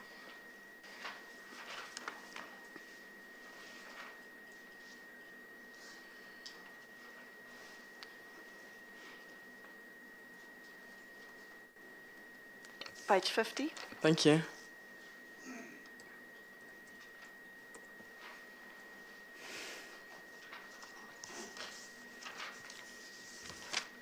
What page? At page 1205, and my focus is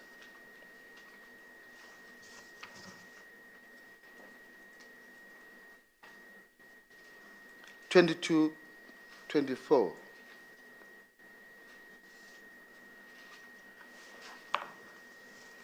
Are you there? Yes, I am. This was not dealt with yesterday in the evidence. Let me give you the context. The JP, that is the respondent, uploaded a picture on his status. And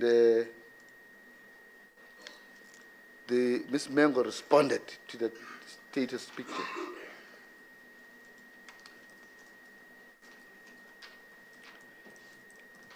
And then she says to the JP's status picture, cute.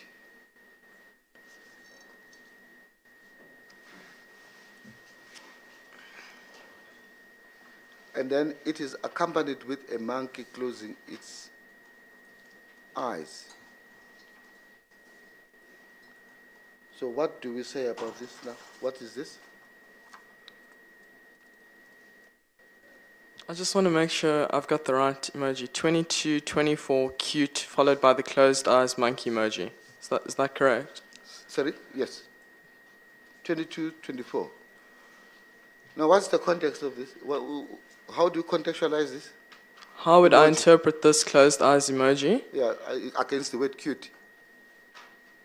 As shy and embarrassed to say the word cute. She is embarrassed about the picture, her comment to the picture. The word cute, yes. Using the word cute. No. Can I understand my question? What embarrasses her? Is her comment to the picture or her use of the word cute? Her use of the word cute in response to the picture. That is how I understand it, Chair. And then the next message at 2225. She says to the, a minute after that, she sends another message. She says, when?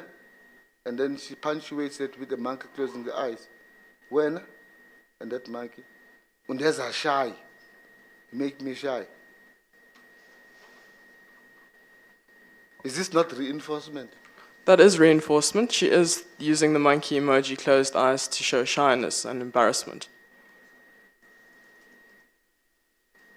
And that's reinforced, Chair, by the word shy within that sentence. So she was engaging with the JP in the context of a historical, not hysterical, historical sexual discussion. And she was saying, if we were to read them holistically, she was saying, hey, even I'm engaging with you, I'm shy and I'm embarrassed by this. Is that not the theme that emerges from the messages? That is how I understood it, Chair.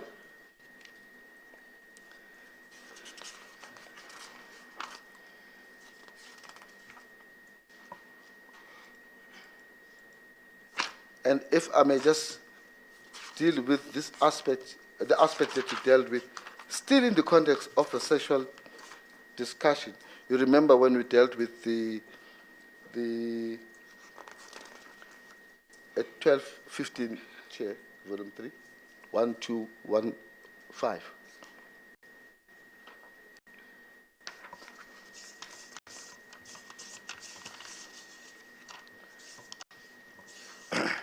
And I don't want to go big into details with it. Oh, you're waiting for...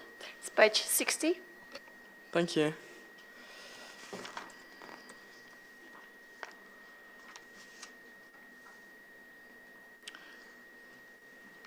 In the context of discussion, there was, as you explained, deeply sexual, or one might call it lascivious.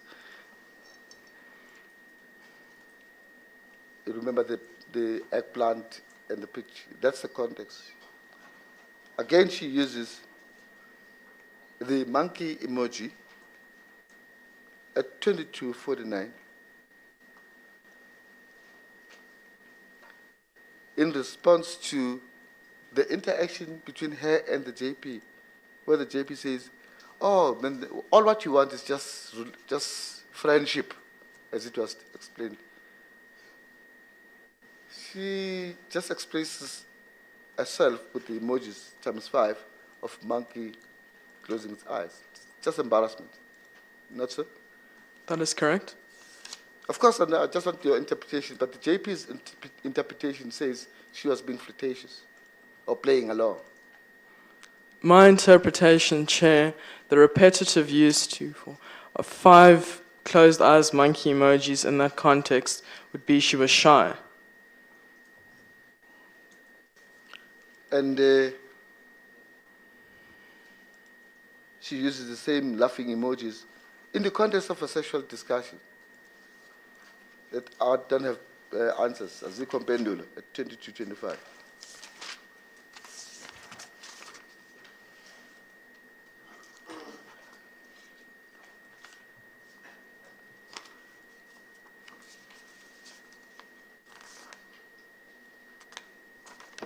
What is it?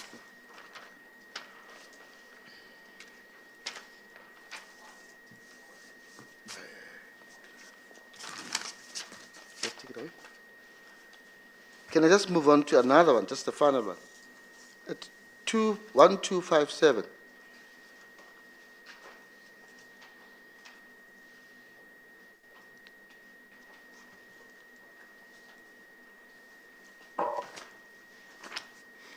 Again, this one was not dealt with in your evidence. Page 102. Thank you. Did you say 102, Advocate Skippers? 1257.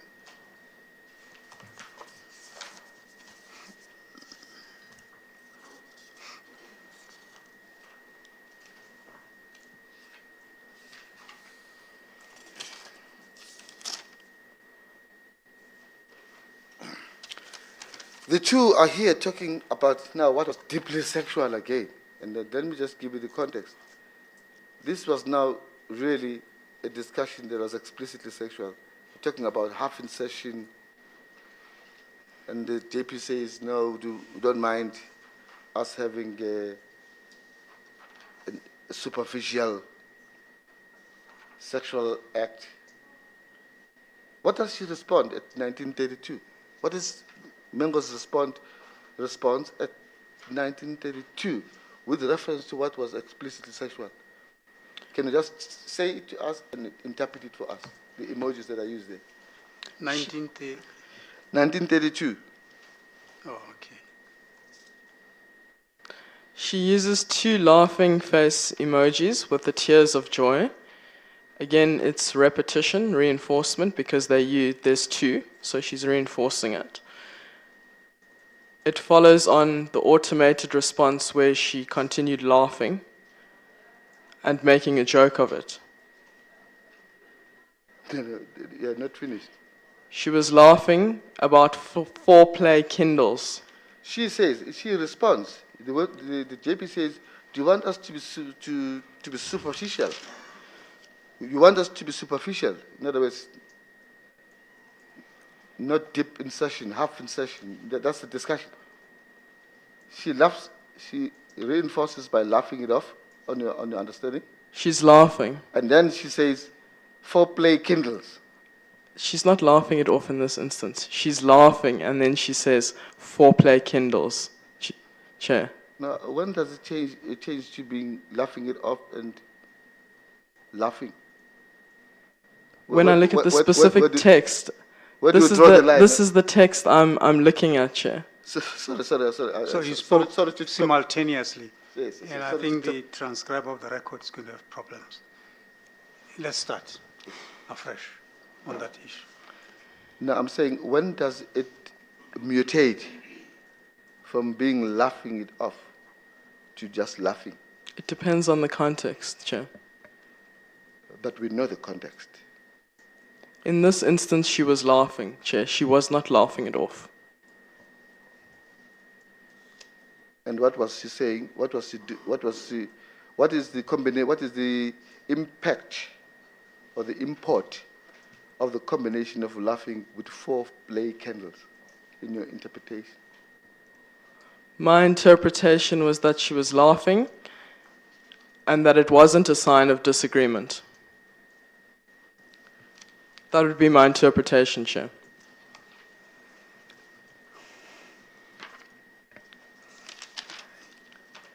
It was not a sign of disagreement. No, Chair. It was a sign of what, if anything? It was a sign of agreement to the conversation. You see, sometimes when evidence is given in the negative instead of the positive. It's difficult to follow. Evidence is better followed if it's given in the positive, not in the negative. It was a sign of agreement then. If you say, I did not want to go home, it's better to say I wanted to go home.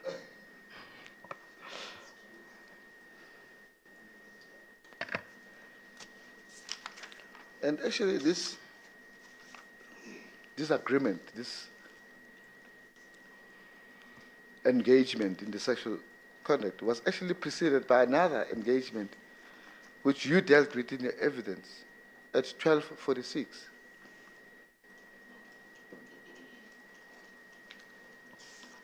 (1246), 1246.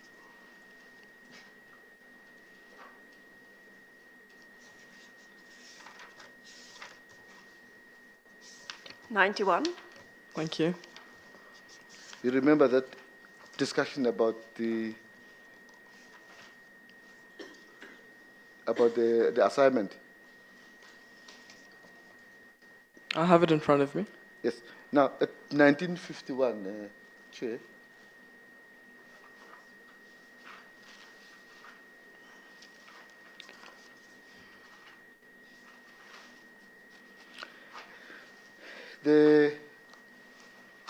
the complainant uses the emoji with reference to her request that the JP should assist her with the assignment on GBV. And then she ends that request with a ... monkey face, and then she says, pretty, please. In other words, referring to the JP as pretty.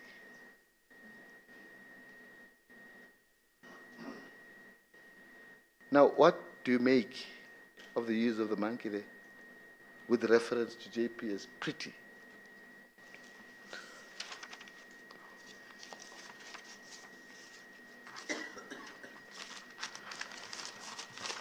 Sorry, I'm misunderstanding Advocate Madansela. I don't want to give you the incorrect answer. Sure. Are you saying that pretty was describing the JP's appearance? Yeah. Or pretty please, as in, pretty please, can you help me? Well, I want you to engage in the interpretative exercise that you have been about. And tell me, what do you make of the monkey emoji used with reference to the words pretty please, referencing to when Miss Mango references or talks to JP in those terms? In this specific context and this specific message, Chair, Ms. Mengo is asking the JP to write the introduction, as I understood it, to her assignment. That was the context. And she was saying, pretty please, can you help me? So, pretty please. That's how I understood the phrase, pretty please. The closed eyes monkey emoji, Chair, followed after the ellipsis, the 3 points. And in that instance, she was asking shyly to say, please can you assist me, pretty please. That's how I would interpret that specific closed eyes emoji there, Chair.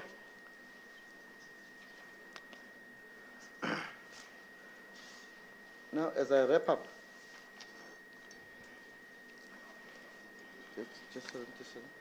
sorry, Chair, can I'm just about to wrap up. I'm just taking instructions. No problem.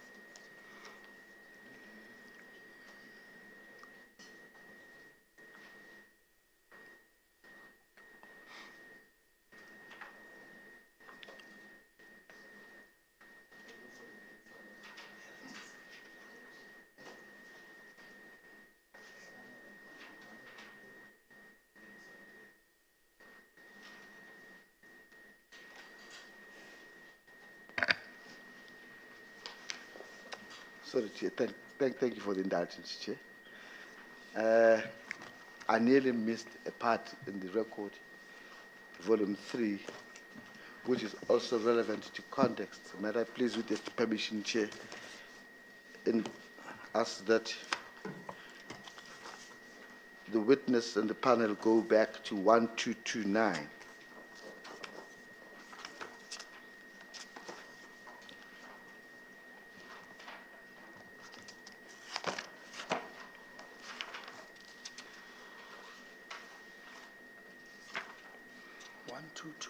Yes.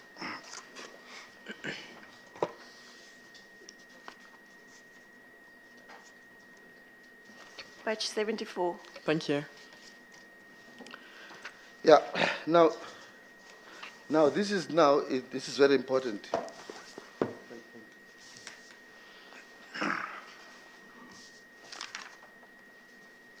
Now this is also very important in the use of emojis in context. And you must accept, for purposes of this engagement, that the parties, that is the complainant and the respondent, were now engaging in outright sexual discussions. and I can take you if it's necessary, but I don't think it's necessary. She uses an emoji in response, in the interaction, sexual interaction with the JP. She says, right on top there,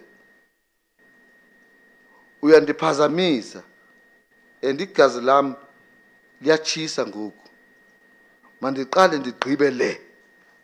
And then she uses monkey emojis. Let's interpret it. Can I please test you again? You are disturbing me and I'm getting heated up. Let me finish first. Ah, I'm impressed with that, because it's probably better than mine. Just go it slowly for me to write, because I notice I don't have that interpretation. I must give the English again, Chair. Yes, the English one a bit slowly so we can note it. You are disturbing me.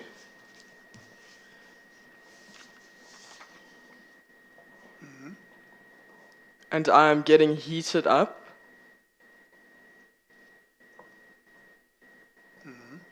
Let me finish first.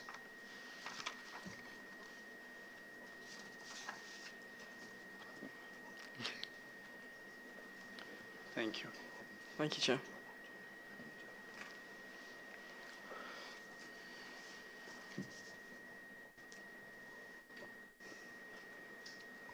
Mr. Madam, sir. Yeah, now, what do you make of the use of the monkey emoji closing its eyes when she is saying to the JP, my blood is getting hot, you know, Mama? She's shy and embarrassed. That's how I would interpret that within the context of that specific message, Chair. She's shy and embarrassed to be writing that. To say, my blood is getting hot. Then they interact with the JP on this aspect again in 1948. It seems that the message she is now responding to is, before you focus on the studies, iti kwi. In other words, the JP says to her, before you focus on the studies, do something, iti kwi. I think we have an interpretation of that. Elsewhere, what would you say it means? Sorry, I'm just trying to find the place. Sure.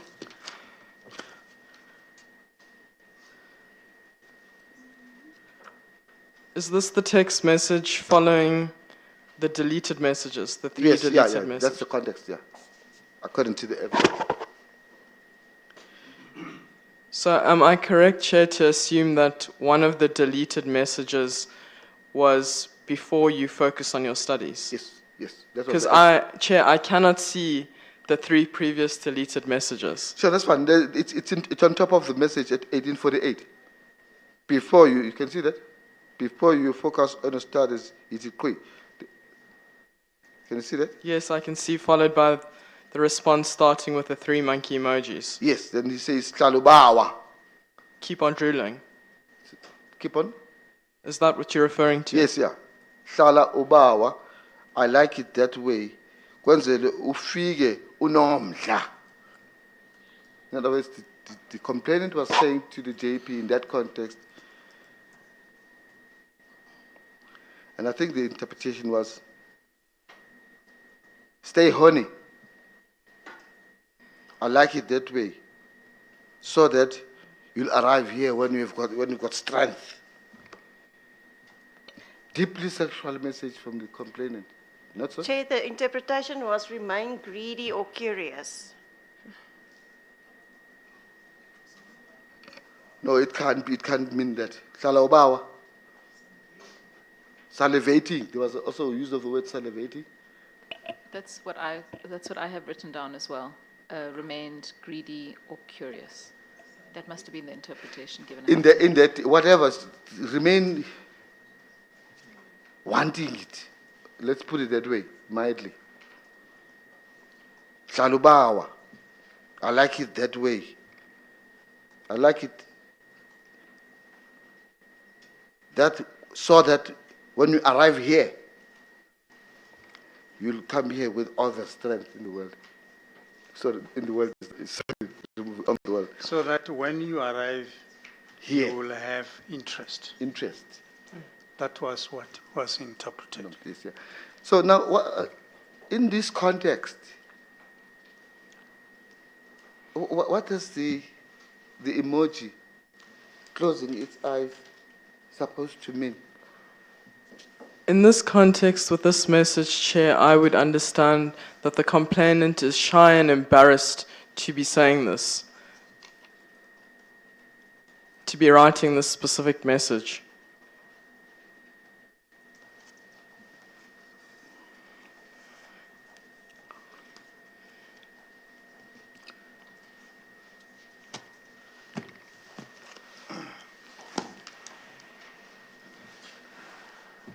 Yeah. Now, as I conclude my interaction with you, Docrat, can I ask you this from a perspective of being a linguist as well?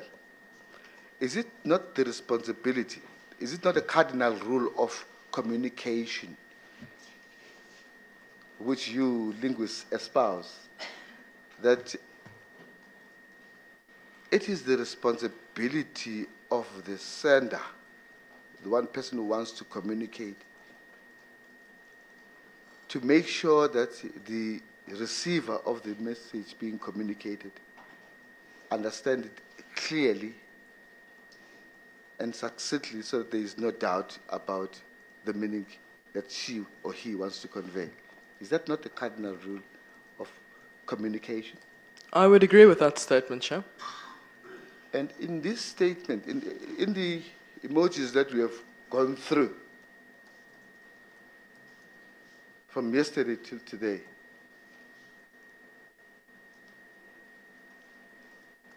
you have given us statements of the emoji communications, this is non-verbal communication through emojis,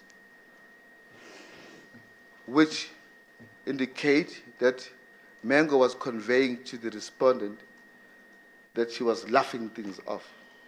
Is that so? That is correct, Chair. That she was embarrassed. That is correct, Chair. That, as we have now seen today, in agreement with sexual conversation. That's it? That is correct, Chair.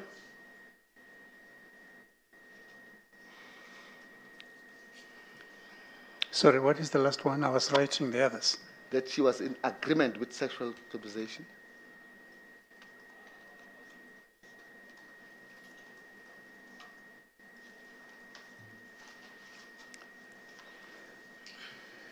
And therefore, and in other instances, she was combining emojis to express contradictory messages, not so? That is correct.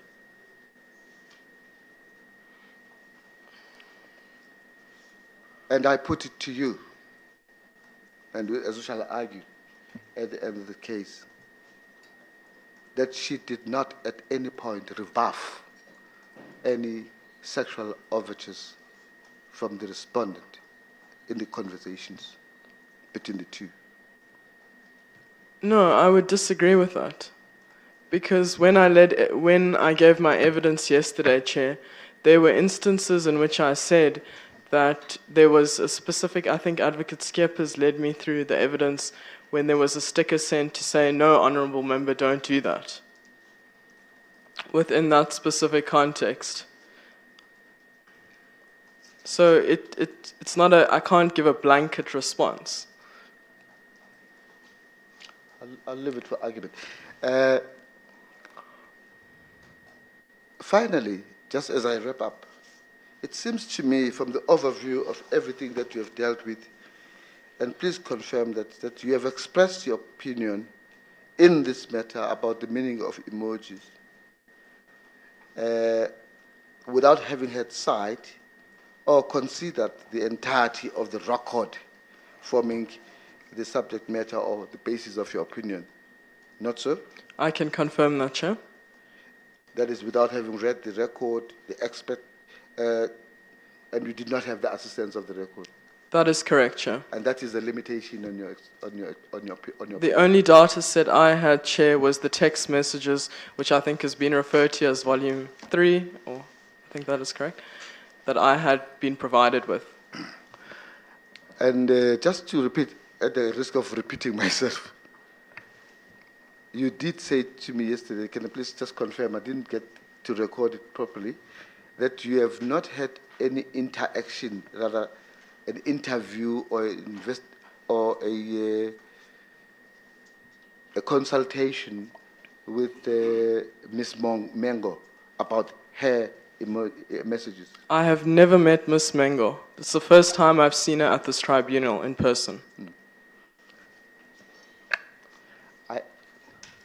I have no questions.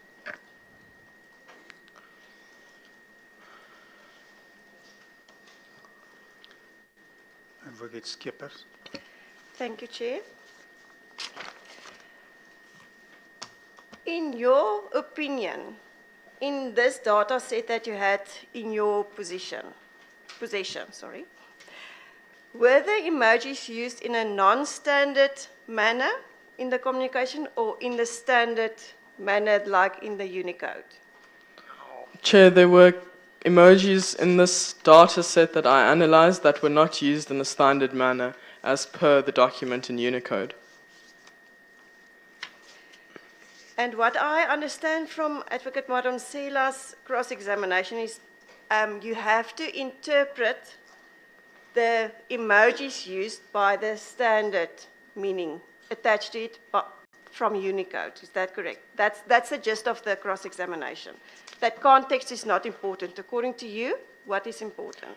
What is important is context, and to interpret, Chair, the emojis within the context of the communication. Advocate Skippers. Advocate Madonsela has never said context is not important. That's correct. Let me put it this way. To follow your opinion that emojis were interpreted in a non-standard way in the communication, it was put to you that the JP said that he took the monkey face emoji with the closed eyes monkeys as being flirtatious, that the complainant was flirting with him. According to you, you said it was embarrassment. Shyness. That is correct, Chair. Just turn to item 128 of the Unicode that was provided to you, Exhibit 3.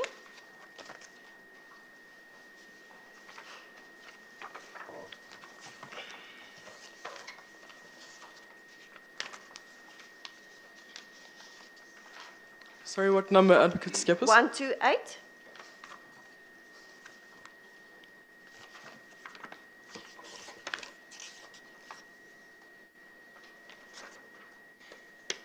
It's the monkey closing its eyes emoji.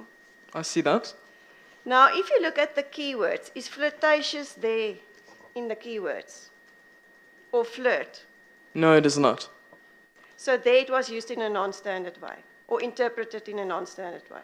It was. By the respondent himself? It was. That is correct, Chair. And one of those keywords there, in the second line, the second last one, what's the word there? You mean the SMH? No. And the last word in the keywords.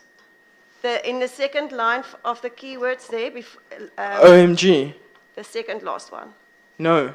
No. So that is one of the meanings that's attached by Unicode. Yes, that would be correct. Thank you. No further questions. Advocate Butland. Thank you, Chair. Dr. Docrat, just two very short questions. You've been through these 800 plus WhatsApps and have been taken through them in detail in the last 2 days. If you look at the way in which the respondent used emojis throughout these WhatsApps, would you say in your expert opinion that he had a good understanding of what he intended emojis to mean? And I'll tell you what I'm thinking of. We know, for example, that he used frequently the ear with the hearing aid when he was waiting and wanting a response. Would it then be fair to say that he had a good understanding of the emojis and what they were intended, what he intended them to mean? Yes, I would agree with that, especially when you look, Chair, at the use of the eggplant emoji, the use of the peach emoji, the use of the banana emoji by the respondent. It was not used in a conversation or context discussing fruit and vegetables for consumption or for purchase. It was used for sexual connotations. And did Ms. Mengo ever use any of those sexualized emojis, the eggplant, the peach that you described, and banana? Did she ever use any of those to initiate conversations, or in fact in any of the conversations? Ms. Mengo did not, Chair, use those 3 specific emojis. Thank you very much. No more questions, Chair.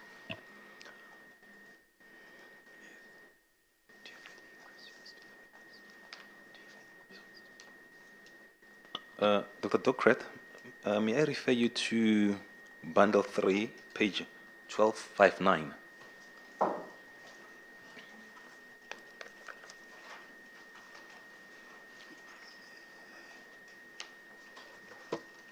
Sorry, where is that? Bundle 3, page 1259. In particular, time is 1940. I'm sorry, I'm just waiting for the page number. My apology. Page 104. Where the JP sends a message to say, I must come and give you a boost, and there's a syringe at the end. Yes, I see that. Yes, and you said, yes, and you said the syringe represents, in this context, a penis, correct? That is correct. I'm just interested in the response by Ms. Mengo. She says, when strong to stand on my feet. Can you interpret that in response to that particular sexual connotation?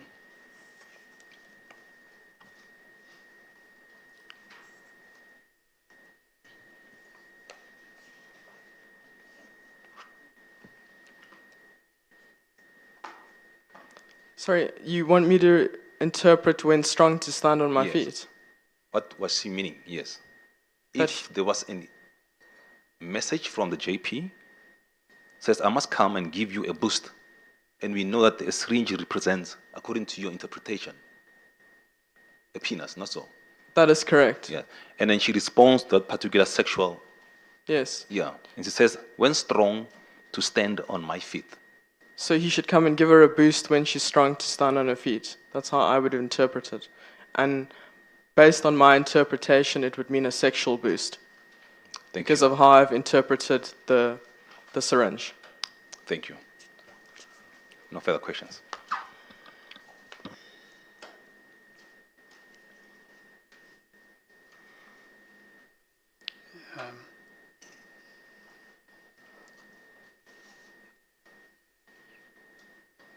The message, 1940, is from who to who? On the same page. Thank you so much. Most welcome. Well, according to my notes, the message most welcome comes from the complainant. Am I right? Or am I wrong? This thank you so much comes from the complainant. That one is at 1938, just before the one, I must come and give you a boost. That's from the complainant, and the respondent replied at 1940 to say, most welcome. Who responds to say most welcome? The respondent. The messages on the left-hand side is the ones in white is from the respondent, and the ones in green are from the complainant. Thank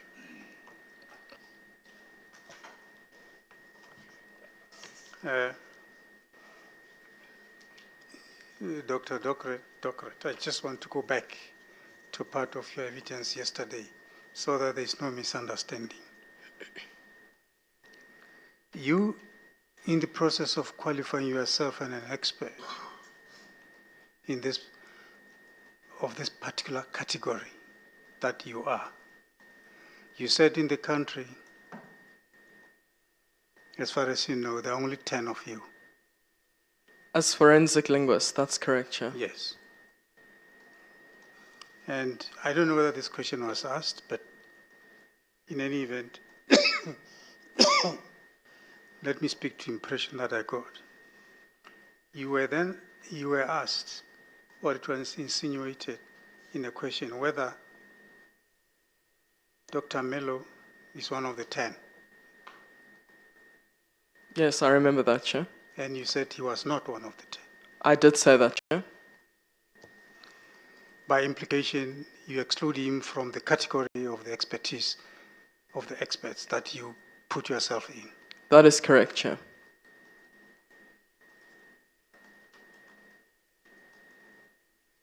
And you explained the way the path you followed to qualify yourself to become an emoji expert of the nature that you are. A forensic and legal linguist, Chair. Exactly. Yes. Now, did you see a report by Dr. Mello or in his qualifications, or you haven't? No, I haven't. So you can't say whether he's an expert. I was told by Advocate Skeppers that he has qualifications in ICT. Yes. As to whether he's an expert on emojis? As far as my opinion is concerned, Chair, you have to be a forensic and legal linguist to interpret the emojis. You have to have competencies, research competencies and expertise from jury linguistics and semiotics and an understanding of sociolinguistics, Chair, as I explained yesterday, in order to be able to say that you're an expert to interpret emojis within this context. Yesterday you conveyed the impression, tell me if I'm wrong, that in this country, experts in your category are only 10. That is correct, Chair. And they don't include Dr. Mello. It doesn't include Dr. Mello, no, Chair. Now, what I want to ask is this. Do you dispute the fact that other people following not the path that you followed to qualify yourself as a legal forensic something, other people can undergo some other trainings which can make them, in their own right, in a different way, emoji experts?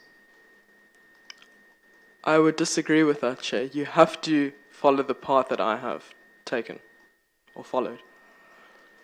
But the path that you have, you qualified by forensic, paralingual, whatever, not paralingual, lingual, whatever. You attach it to legal qualifications. The legal linguistics aspect, that is correct, Chair. It's a narrow field, I think. Yes, it is. Now, I want to get this clarity from you. Do you dispute the fact that other people can acquire the expertise in relation to emojis in other ways? No one else can acquire expertise in relation to emojis except in the manner that you did. I do, Chair.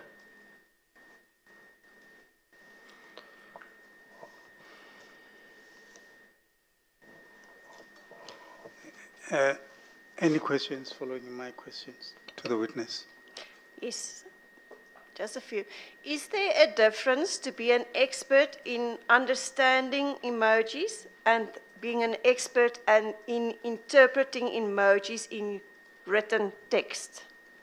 I think Chair, we all have an understanding of our own understanding of what emojis means. I think that is clear from the proceedings of the tribunal and my questioning. But in order to interpret the emojis within this specific context, you would need to have the requisite qualifications, which I have.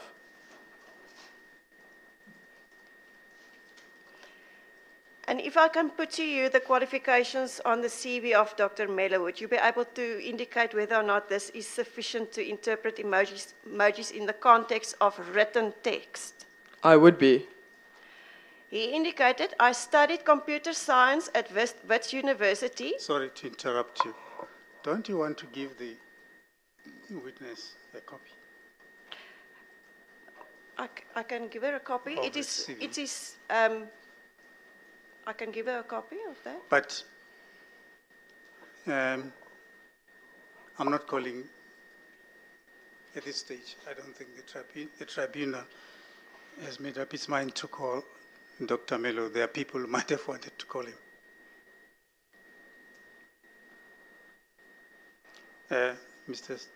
Who should I address myself to now that you are back? To Mr. Madonsela? Yes. Yes. Chair, I didn't get the question. No, you have no comment on what we've been discussing. I thought I was going to. You had asked if we have questions, and the Malayan was I busy see. questions. All right. I was waiting for Yes, my you- turn. Oh, I all thought right. it's My my turn. apologies. I thought we were forgot making about that. I thought we were making some other inquiry before I jumped into the issue. Quite frankly, I think I should have given you the opportunity before I made further inquiries. I don't know whether we were at that So, at that point That now. said, it means you are given the floor. Thank you, In Chair. relation to the questions that I put to the witness. Yes. Is that I'm not sure whether my little friend had finished. She thought- has, She has- because she was moving on to something else. Yes. Can I then go on, Chair? Yes. Docrat?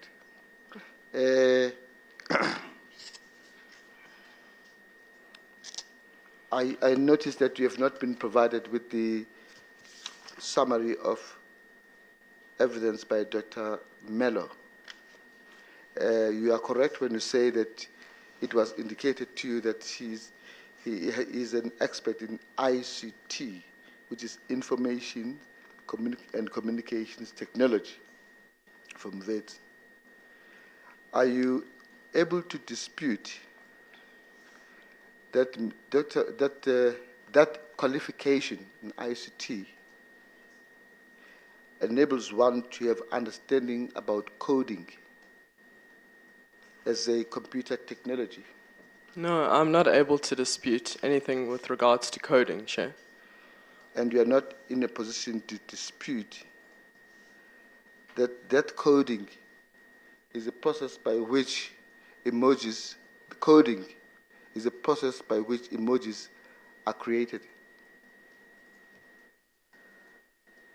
I'm not able to dispute that, Chair. We are also not able to dispute that because of that understanding of coding of emojis, a person with expertise in ICT is able to determine whether the emojis as a function of coding is susceptible to what form of standardized interpretation from coding perspective. I cannot because I don't know anything about coding. And if, as we shall suggest, and this is clear from the expert summary of Dr. Mello, it is clear that he is also a member of the Unicode Consortium that is responsible, and an international organization responsible for guiding the platforms, both communications platforms and application platforms like WhatsApp, etc., to standardize emoji. He's able to give an authoritative voice on that point. From a point of coding? Yes. No, I cannot dispute anything regarding No. to coding. Now, from the point of standardization of emojis. From a point of Unicode, no, I cannot dispute that.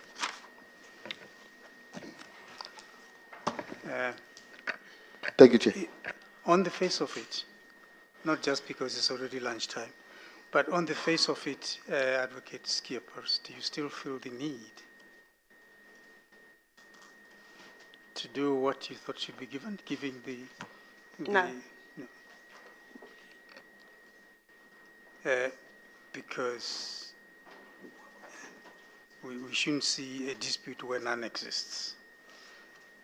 So I think this would be the appropriate time to adjourn. We should come back maybe at 2 o'clock, but unless anybody has got questions for Dr. Docrat, maybe we should excuse her. I agree with that, Chair. Doc, where do you live? Oh, in the Eastern Cape? Yes, Chair, that's correct. Okay. All right. It's unlikely that we will have you back, but it may happen, you never know. Until that unlikelihood materializes, you are excused. Thank you very much, Chair. And thank you for your time. Thank you, Chair. Some of us have learned a lot from you about the emojis. I'm glad to hear that, Chair. Thanks a lot. We'll adjourn. We'll come back at 2 o'clock.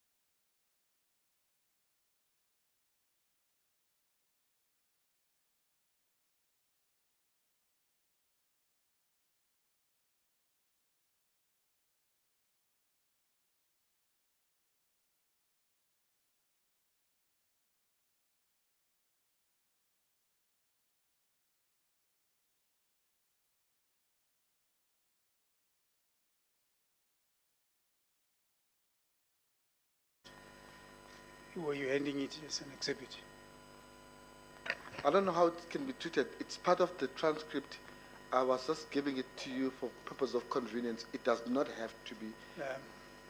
No, it doesn't. Then it doesn't have to be an exhibit. Remember, Chair, you chastised me by saying I'm placing on record that what is in the record. Yes. So we don't need it. We don't need it. Fine.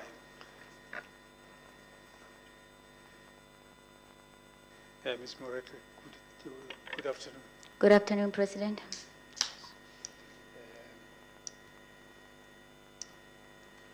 Is this the next witness?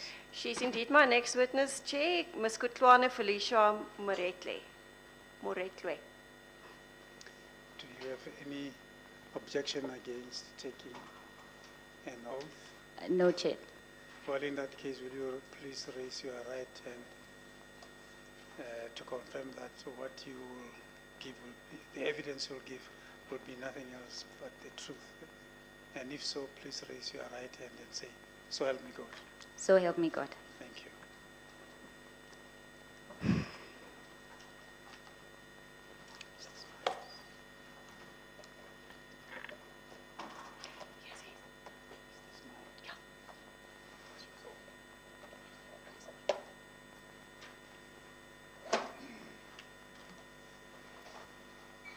Advocate Skippers. Thank you, Chair. Ms. Moretle, Proceed. thank you. Please state where you are currently working and what your position is. I'm a state law advisor at the Department of Justice in the Policy Coordination Unit.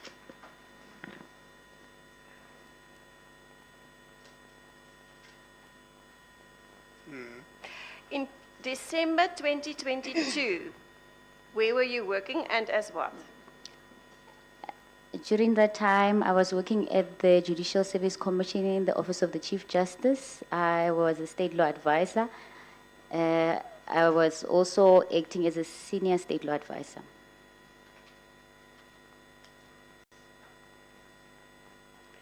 And what, as part of your duties, would it be to assist with complaints that's lodged at the JC?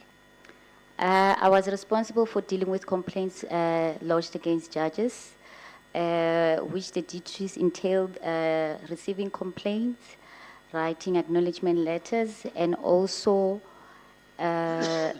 preparing memorandums to be presented to the Chief Justice, as well as I also acted as the Secretariat for the Judicial Conduct Committee and the Judicial Service Commission. Now, in December, on the 7th December specifically, 2022, the complainant in this matter, Ms. Mengo, lodged a complaint against the respondent, Judge President Mbenenge. Yes. What was your duties during this complaint when, on the 7th of December 2022? Just explain to us how that day folded out. Okay, what happened was that I received a call from Advocate Potgieter, who was the then Deputy Director General for Court Administration, who I reported to. She informed me that there was a lady who needed to be assisted with lodging a complaint against the judge. Just hold on a Okay. second. Oh, can we go? She phoned you to assist the lady lodging a complaint against the judge. Yes, she called me to that there's a lady who needed to be assisted with lodging a complaint against the judge, and that the complaint related to a sexual harassment, and that it involved a senior judge in the Eastern Cape. And then after that, she then asked me if I'm willing to assist the complaint, the lady in lodging a complaint. And then I said, no, I don't have a problem, I'll come and assist. And then she told me that due to the sensitivity of the complaint being of a sexual harassment, it should be treated with utmost confidentiality. And then I then took my laptop. She then asked me to bring my laptop and the Judicial Conduct Committee complaint form to her office because that's where the complainant was. I then proceeded to go to her office. When I got there, she was with a lady that I did not know, who she introduced as Miss Andiswa Mengu, who was there to lodge a complaint. She then left us with, she left me and Miss Mengu together. I then asked Miss Mengu whether... Just before you proceed, what time of the day was this? It was very late in the afternoon. Probably it could have been around past 3 or something, but it was very late. We were almost about to knock off, if I'm not mistaken.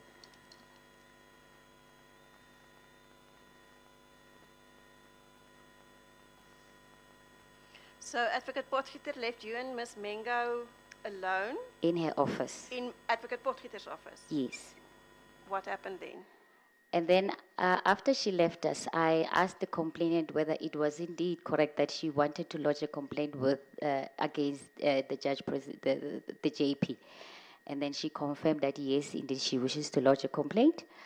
After then, I then started explaining to her the process of lodging a complaint against the judge, and also the procedures in terms of Section 15, 16, and 17 of the JEC Act. After that, I then informed her that since, the complaint that she is lodging is against the judge president, it will be brought to the attention of the Chief Justice for his consideration. Before you proceed, why was it needed to be brought to the attention of the Chief Justice? Because according to the JEC Act, complaints that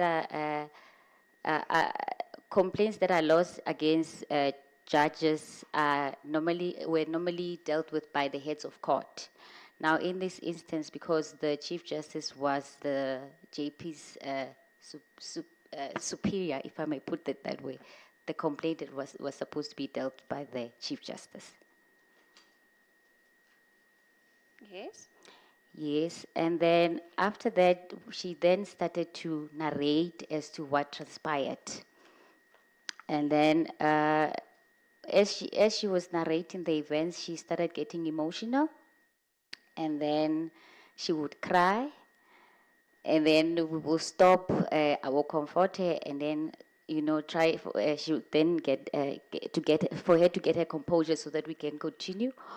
And then she would then start narrating, and then I realized that this is going to be a very, very long story, and because I was informed by Miss Advocate Potgieter had said that the complaint needed to be finalized that day because the complainant had to return to Eastern Cape the following day. So as she was narrating and then she got her composure, I then said to her that we need to start typing, we need to start with the complaint. But because of the emotional state that she was in, I then volunteered that I will type the complaint as she narrates the complaint.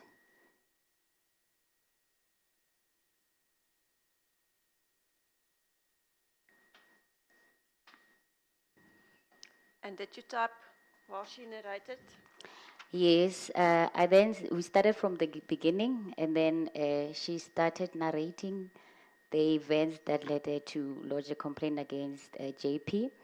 As and when she was narrating, she will show me the WhatsApp communications between her and the JP from her phone. And then some she will just say what was in the message, and then I will, and then she will say what was said, and then I will type it as she says it. Some she will just quote verbatim as they were.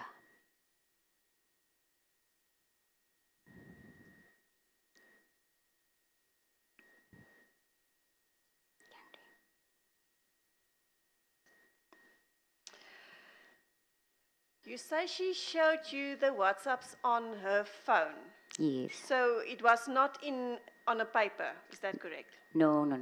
It was still on her phone. She was reading through her phone. All right. So you were typing and she narrated? Yes. What happened then? As we were busy typing the complaint, I recalled that she had said that she had not checked in to the hotel where she was supposed to stay that evening. And then she had indicated that it was a Protea hotel, which was next to our office, which was the Protea hotel next to our office. So we then agreed that we will leave the office for her to be able to check in and then continue working in her room.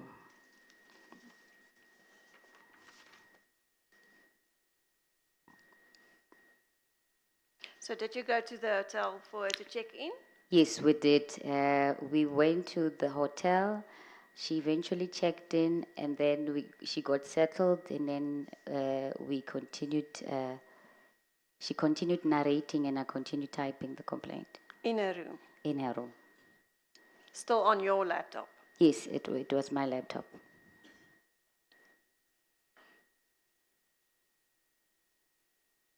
Did you finish with the complaint that night? No, unfortunately, we did not finish. I think it was about around 9 o'clock, where now time was against us, and I needed to get home as well. So I then proposed that she should continue typing the complaint so that she can finalize, because she had an earlier a flight to catch. She had to return back the following day.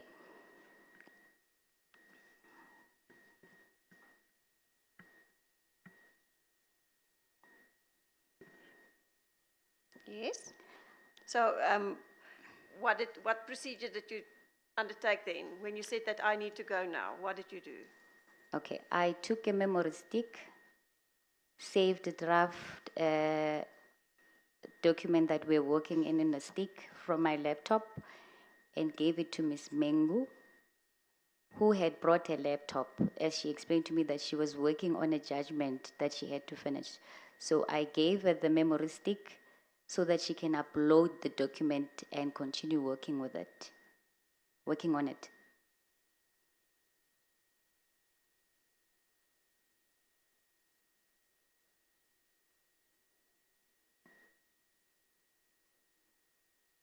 Did you then leave?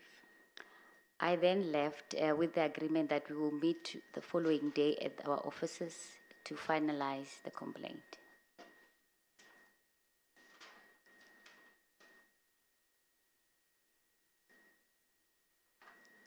Did you meet the following morning? As agreed, we did meet in the following day.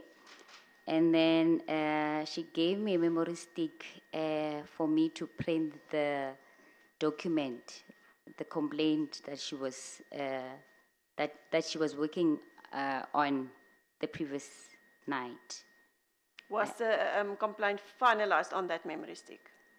According to her, yes, it was finalized, because that's the complaint that we eventually printed. Was it only the complaint itself, or was there any attachments also that you had on that memory stick? No. At the time, we were just printing the final complaint that we're printing. We were going to take it to the police station, but I then requested her to send me screenshots of the conversations between her and the JP that will form part of the annexure that will go together with the complaint.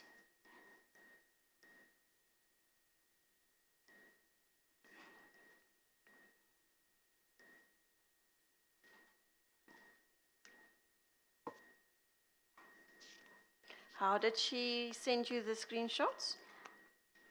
Because of the confidentiality that was emphasized then and the sensitivity, I requested her to send email the screenshots to my personal email, which she did, and then I printed in our office.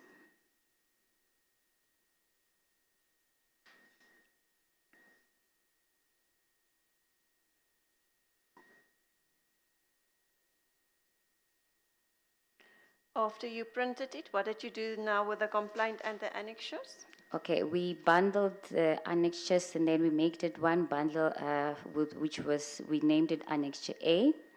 From there, we then took the complaint that was printed and the annexures. We went to the police station at Midrand Police Station so that we can commission it.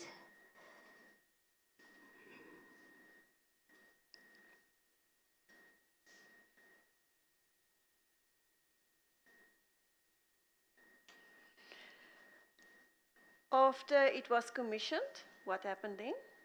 We parted with Miss Andy Swamengu. She returned back to the Eastern Cape.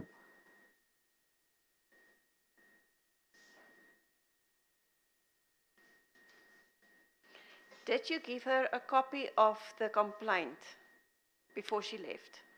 Of this complaint that was now commissioned with the annexures and everything? No, I didn't give her a copy of the commissioned affidavit complaint.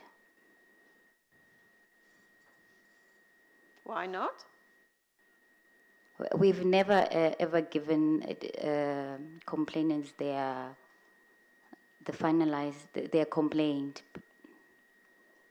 So how would they then know or have any proof that the complaint was filed? We will normally send the acknowledgement letters to them. Did you do that in this instance as well? Yes, I did. Did you do it on the same day or later on? It was on the following day, the 9th, after we... All right, she came here on the 7th, the 8th you went to the police station, and then the following day, the 9th. That's when I sent her the acknowledgement letter.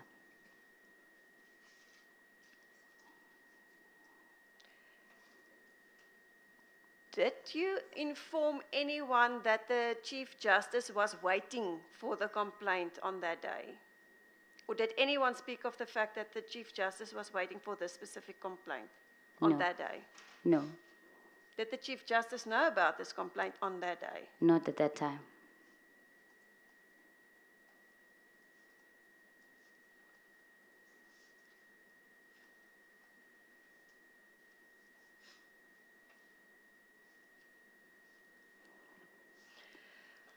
Now, you sent her the acknowledgement of receipt. When did you then bring it to the attention of the Chief Justice? It was around the 11th, if I'm not mistaken, when I contacted the office manager in the office of the Chief Justice, Ms. Sanelisiwe Mtombeni, to ask her about whether I would be able to see the Chief Justice during that time.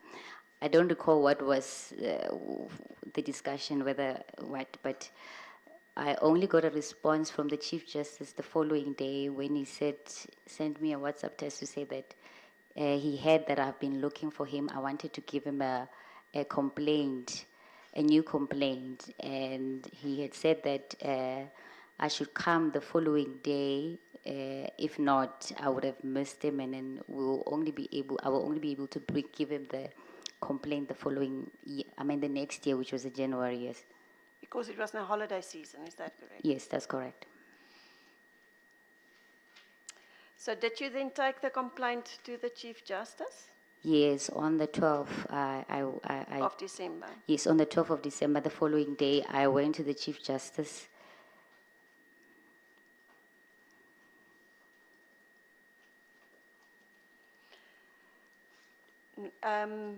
After you gave him the complaint, do you have any knowledge of what happened further to this complaint? Did anyone contact you again about this complaint?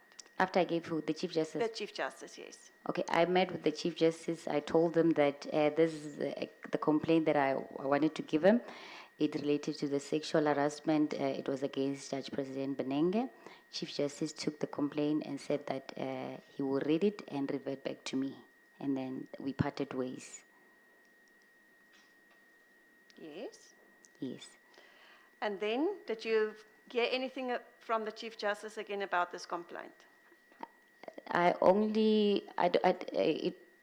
He called me again. I do not recall the date when he called me, where he informed me that he had misplaced the complaint, and therefore he had requested me to ask Ms. Mengu to do a new complaint in a form of an affidavit.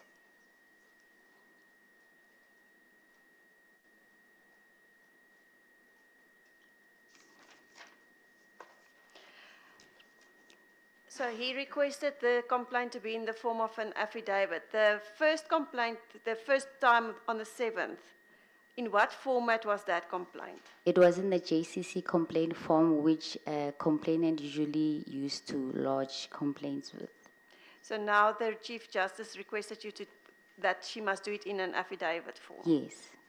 Was there anything else that he requested you to request from Ms. Mengo regarding this complaint? Yes, the Chief Justice mentioned that although he had read the complaint, it was very difficult for him to know as to which screenshot related to which event.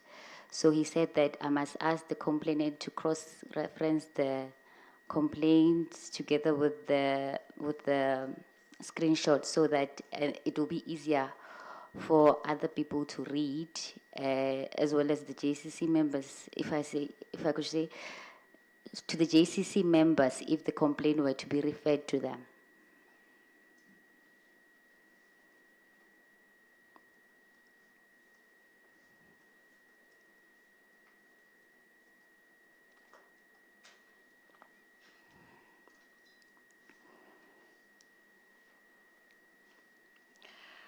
What did you then do after the Chief Justice phoned you regarding this misplacement of this complaint? I then contacted the complainant, Ms. Mengu, informed her that the Chief Justice called me to tell me that the complaint that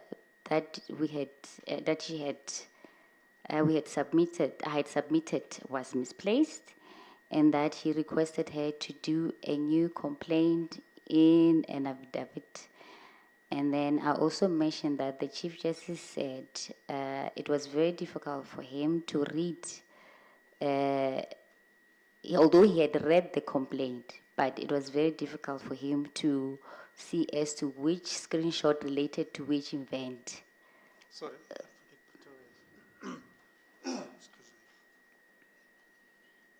You said after the complaint was typed, the following day it was taken to the police. Sorry, I'm sorry, let me repeat. Maybe it didn't come out on the record. You said after the complaint was typed the following day and finished, the following day it was taken to the police station to be commissioned. Yes, on the 7th, that's when we met with the complaint. We finalized the complaint and we printed it. No. On the 7th, that's the day we initially met, Chair. Yeah. And then the following day, that's when we printed the final complaint and the screenshots. Yes. Which we took to the police station to commission. Yes. Yes, Chairperson. That I appreciate. Yes. But then you said you went to after the CJ said he had misplaced the complaint, you said something like you then had to redo the complaint on the JCC form. I didn't get that part. What happened after it was said, the CJ said it was misplaced?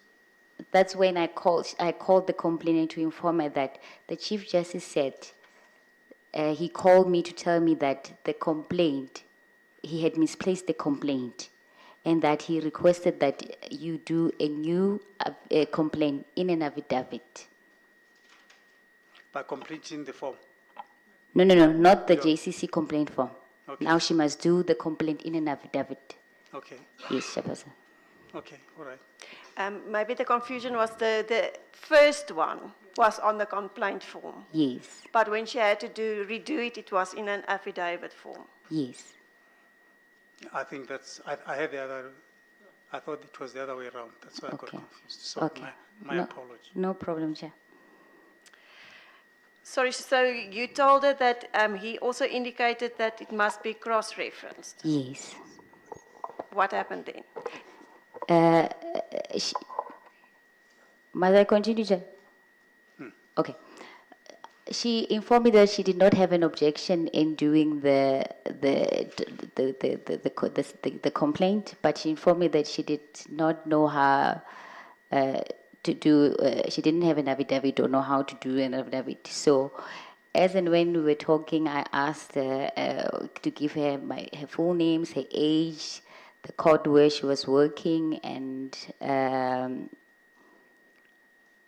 the court where she was working, the judge, and all of that. And then I scribbled that, and then I told her that I'll prepare, I'll just do a draft affidavit for her where it will contain the personal details and the part where she as the deponent and the commissioner of oath will commission after she has completed the complaint, the affidavit, because I left, it was just that information. She just had to write it.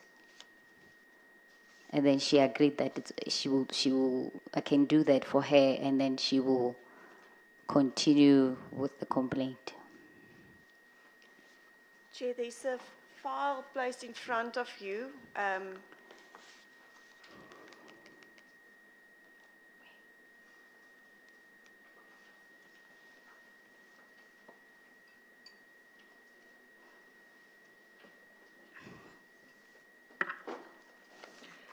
Do you also have this small file with you? Yes, I do.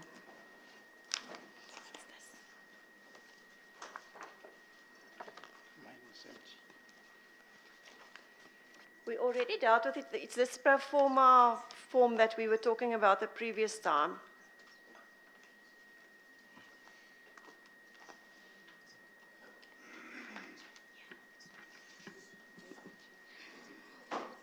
It's a part of Exhibit 1.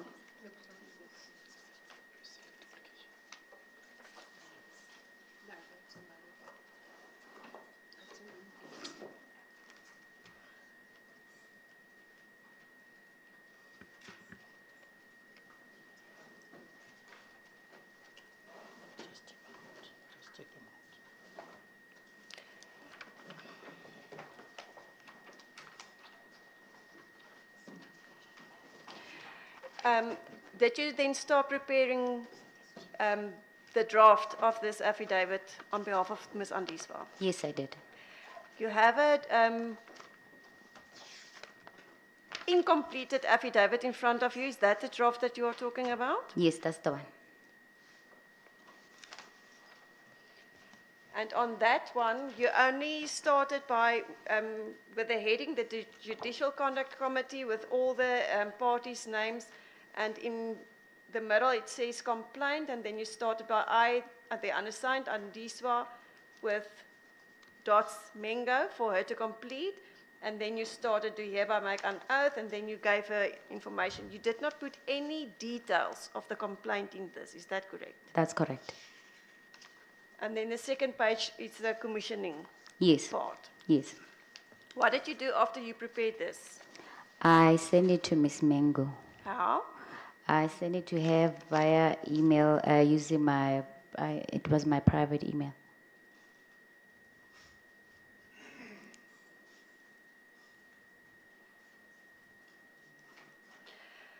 After you forwarded this draft to her, did you receive anything back from her?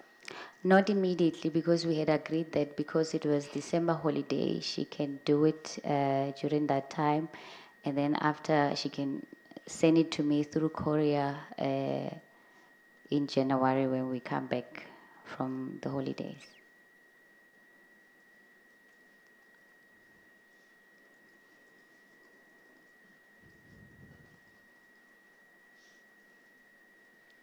Did you receive it via courier in 2023? Indeed, that's correct. In I January. did receive it, yes, with courier. Sorry? In January? I don't know how much is going to turn on this. Otherwise, you'll have to have it as an exhibit. It's already in, I can't remember, I think it's Exhibit 1 according to Advocate Mashaba. I will just have to go and check. Let me quickly check, Chair. But in this file that she is in the file she's testifying from, it's also attached.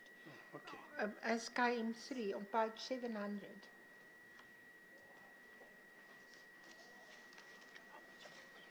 Page 700 is this other file. I think. That's correct. Yeah. In the red file, Yes. page 700. Yes. Thank you. That was attached to your statement, your affidavit when you supplied it to me. So you received the complaint now from the complainant via courier. What did you do after receiving this complaint? Let me ask you first this. Did you only receive the affidavit, or was there anything attached to it? There were annexures attached to that. Which was? The communication, the screenshot for the WhatsApp communication screenshots between her and the JP.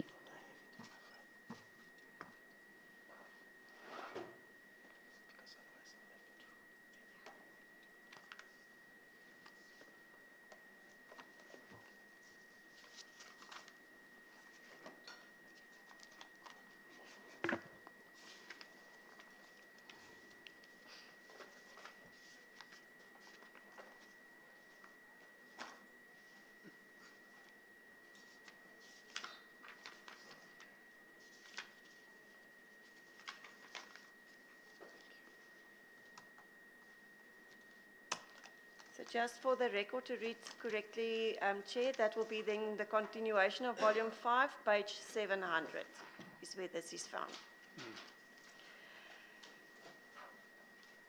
Thank you. After you received this couriered affidavit with the annexures,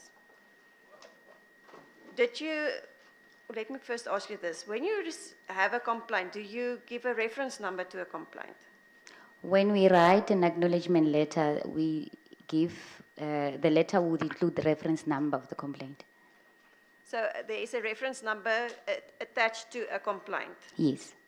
When you received this couriered complaint from the complainant, did you give it a new reference number or did you use the initial reference number? I did not give it a new reference number because that complaint was to serve as a duplicate.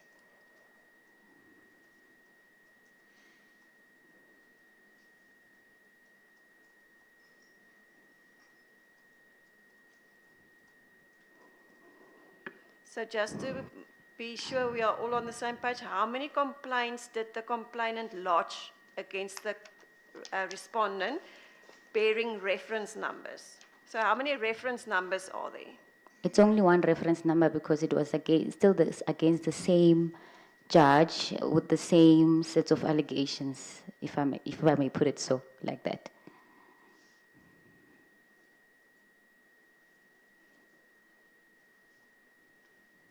After you received this couriered complaint, what did you do?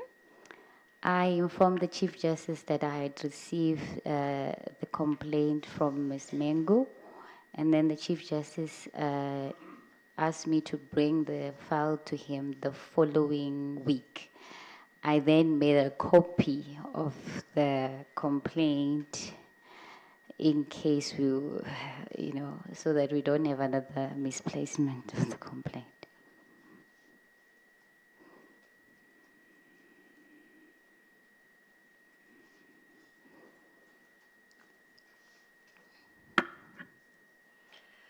When you requested Ms. Mengo to make a new affidavit because of the misplacement of this complaint,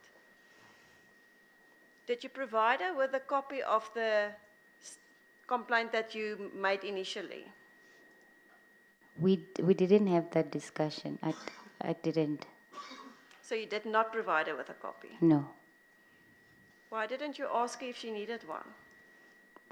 Why didn't I ask her whether she needed one? A copy to assist her to write the affidavit. Remember when we were doing when we printed the complaint, the final copy, the final complaint that was printed, it was from her laptop.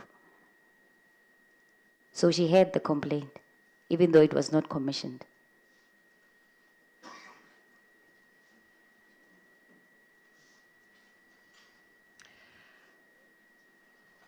Also, why, when the Chief Justice informed you that the complaint was misplaced, why didn't you just print that copy of the complaint and give it to the Chief Justice? Well, we never discussed that with the Chief Justice, but in order for me to give the Chief Justice that complaint, we would still need Ms. Mengu to have, to commission it. By that time, she had already left. She was gone. And to sign the signatures, was there any signatures on the copy that you had on your computer? No.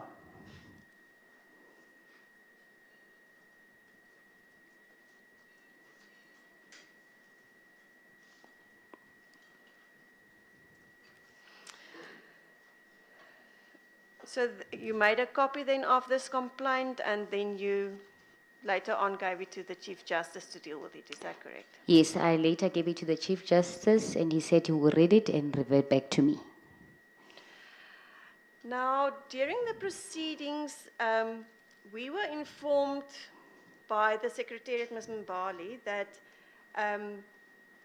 they could not find the complaint. You confirmed that the complaint is misplaced.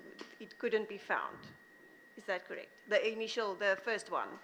Yes, at the time when I spoke to Bali, yes, that's correct. I said that I could not, I did not have the complaint. Explain that to us. When she phoned you, why did you say to her that you can't find it? At the time when I spoke to Bali, I could not recall that the complaint was misplaced. That's why I kept referring them to go and check in my office, because I thought that there was a complaint there. But it's only when I listened to the proceedings of the tribunal, it's only when I had the complainant saying that it was misplaced, I called her to say that it was misplaced, that it jogged my memory then. I was able to recall as to what transpired and what actually happened, because I was the only official who was tasked to deal with this complaint. So besides me, it was Advocate Botriter. But she also called me to ask me about the complaint, as to where is the complaint, because she also had forgotten at the time that it got misplaced at some point.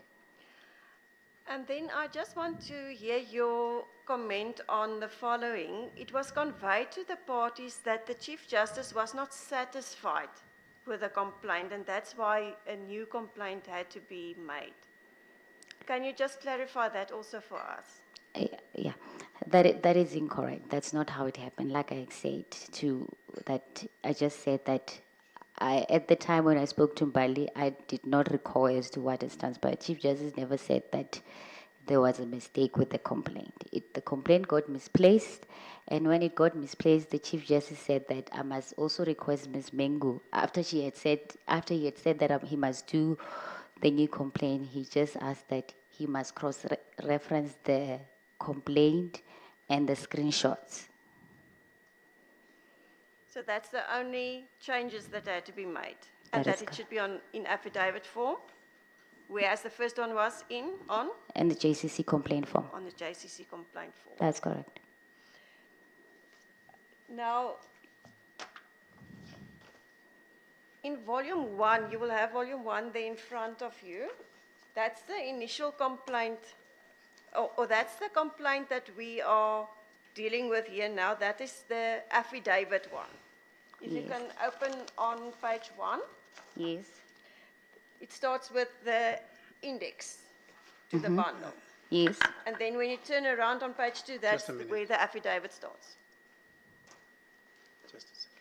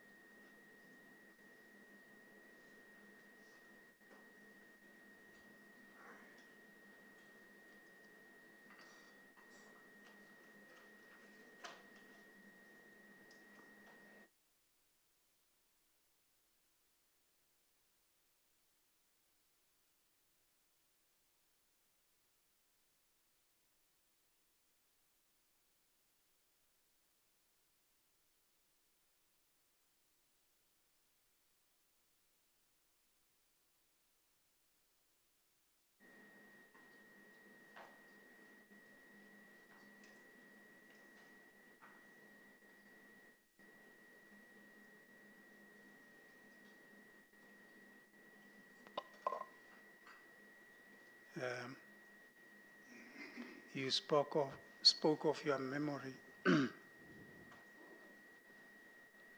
being refreshed, or what word did you use? Just remembered. Yes. Yes. When somebody contacted you, it's only then that you remembered. No. When Mbali called me, I did not recall, Chairperson. Okay. Yes. When did you begin to recall? I only recalled as I was listening to the complainant testifying. Pardon? Pardon? This year? Yes. Okay. When she spoke particularly about what happened to the complaint, why there was another complaint. When did you leave the office of the CJ? I left in July 2003. 2003 or Yes. 2023? 2023. My apologies. 2023. Yes, Chairperson. And from that time, you had nothing to do with complaints, of course. Yes. Relating to the office of the OCJ. Yes, Chairperson. And you didn't deal with this matter either? No. Until you heard about it this year? Until I was asked to do the affidavit, and when Bali kept calling me looking for the first complaint. Which was? When did Mbali call you? Sometime around December and earlier this year, in January. I think it was before the tribunal started. December 2024? Yes, Chairperson. Thank you. Thank you, Chair. On page 2, Yes. is that the affidavit, and you can page through with the annexes that you received via courier from the complainant? That is correct. It's volume 1, Chair.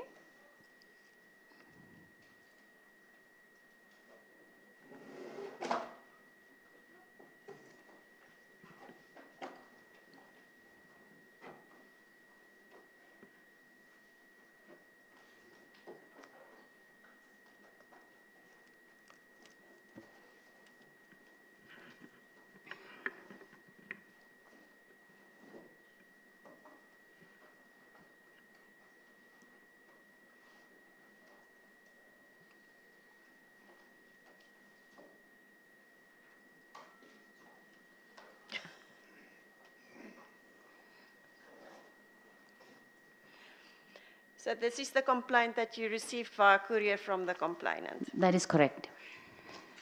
Then if you look at Exhibit 2, it was a bundle of pages that was placed in front of you. Oh, this one? Yes. Yes. Specifically page 1424, you will see there's a big number in the right-hand corner on top. There's page 1424.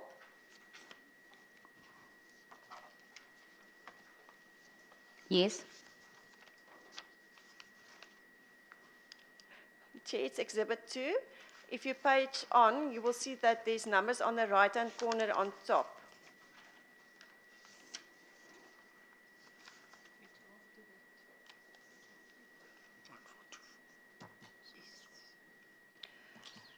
Chair, that would be page 9 if you count it. It's the 9th page. This hasn't been, the JPs haven't been paginated. Paginated. Just let's see what It will be page 9, Chair. you see.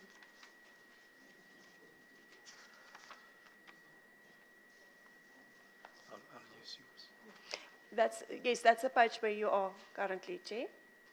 Where? There, that page. This one? Yes, yes.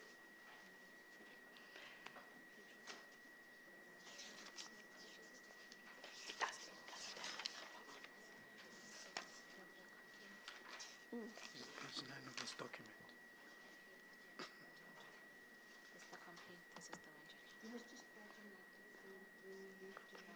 It's here, 1424. It's just small. Can you identify that document? This one is the one that the first complaint that it was given to the Chief Justice, yes.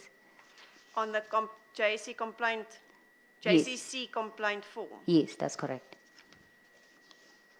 Is that the one that you typed on your computer? I started typing. Yes. Yes. Where did you find this when, to enable you to forward it to all the parties here?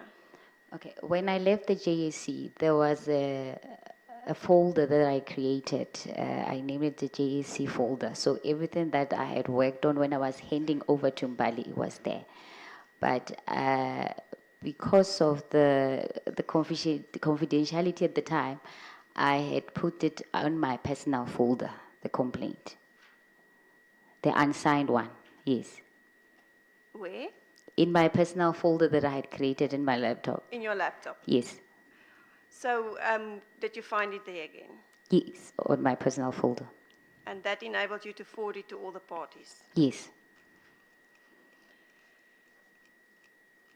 Did you have anything to do with the typing of the affidavit that's part of the complaint in front of this tribunal? No, just the part that I've already mentioned, but as to the details, no. I mean the complaint in volume 1, the affidavit. The second one? Yes. No.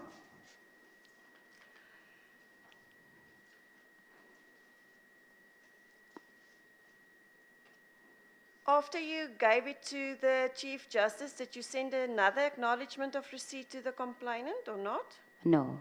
Why not? As I've already explained, this second complaint was to serve as a duplicate.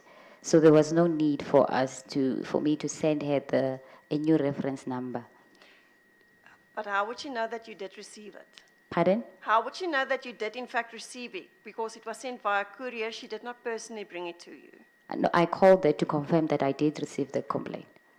All right, so she did get the information that it was received and you then gave it to the Chief Justice? Yes, that's correct. Did you have anything else to do with this complaint? Except for handing it over to Mbali when you left? Yes, that's when, I think after the Chief Justice had read the complaint, that's when he called me to say that I must send him a draft letter that we normally prepared to the JCC members when we were supposed to, when the Chief Justice was referring a complaint to the Judicial Conduct Committee to consider whether the complaint should be referred to a tribunal. So that's what the Chief Justice asked me to prepare. All right, so you were part of that proceedings as well? Yes. All right, but with regards to the affidavits and things, was anything else done with regards to affidavits or annexures or attachments in this complaint that you did yourself? No. Did you check the annexures that the complainant attached to the complaint that she forwarded to you via courier, if it accorded with the WhatsApp screenshots that you had? No, I didn't. Did you still have that screenshots as well? Of the? Of the first initial complaint that you lodged, when she printed it for you at your offices, you made most copies of the screenshots for the first initial complaint that was misplaced. Are you asking if I had for the first bundle? Did you still have those screenshots anywhere saved? They were on my email. On your email? Yes, my private email. So you could retrieve that as well to forward to all the parties? At the time, yes, but I don't have it now. Not anymore? Not anymore. I deleted those things. But you forwarded it in January to everyone, is that correct? Which one? When you emailed the complaint, the one that was misplaced? Yes. The unsigned one? Yes. There was also WhatsApps attached? I did not send the attachments. Okay. Yes. Thank you.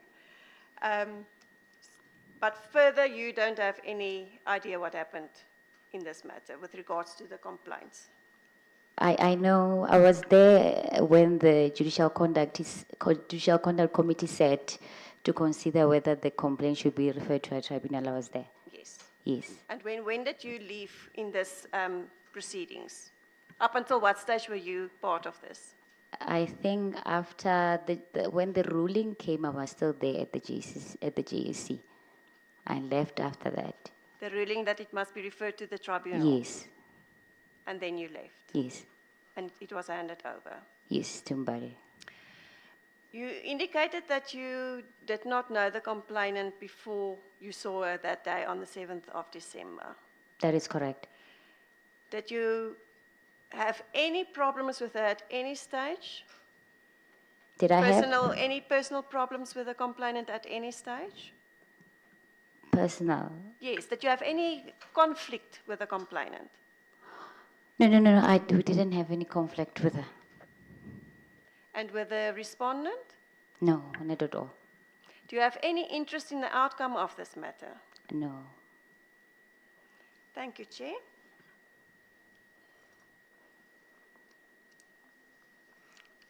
Advocate Butlin. Thank you, Chair. Can I just inquire, Chair, it's just before 3:30. How much time do I have? I do need to take instructions on a few things that have come up during this evidence.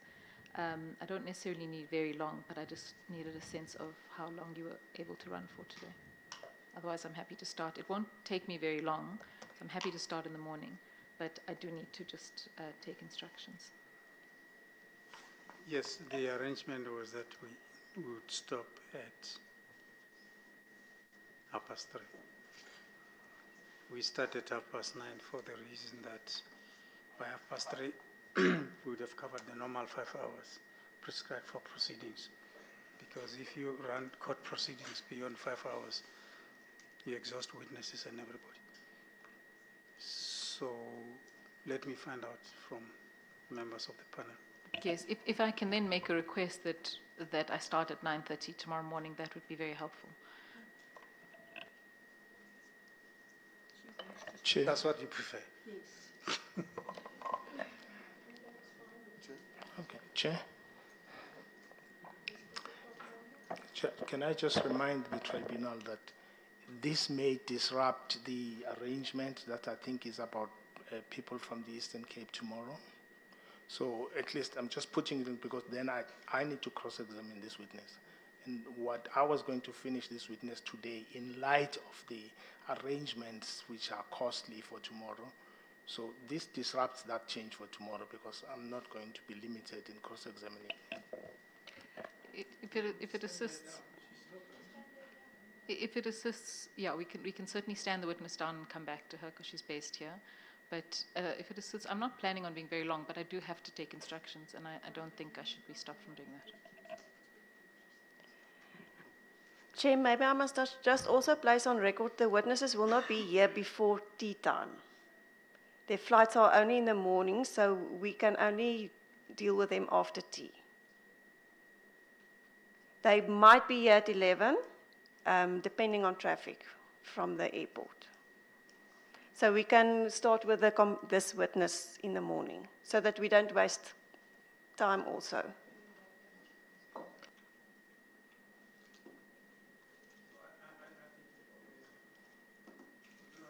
We don't want to put anybody under pressure unnecessarily. So let's stand the matter down and the witness down to tomorrow 9:30. So we will adjourn until tomorrow 9:30. Will you be available, I assume? I will avail myself, Chair. Yes, thank you very much. We adjourn until tomorrow. Thank you. Feel free to leave. We are still packing and repacking our things. You can see how much we are struggling here.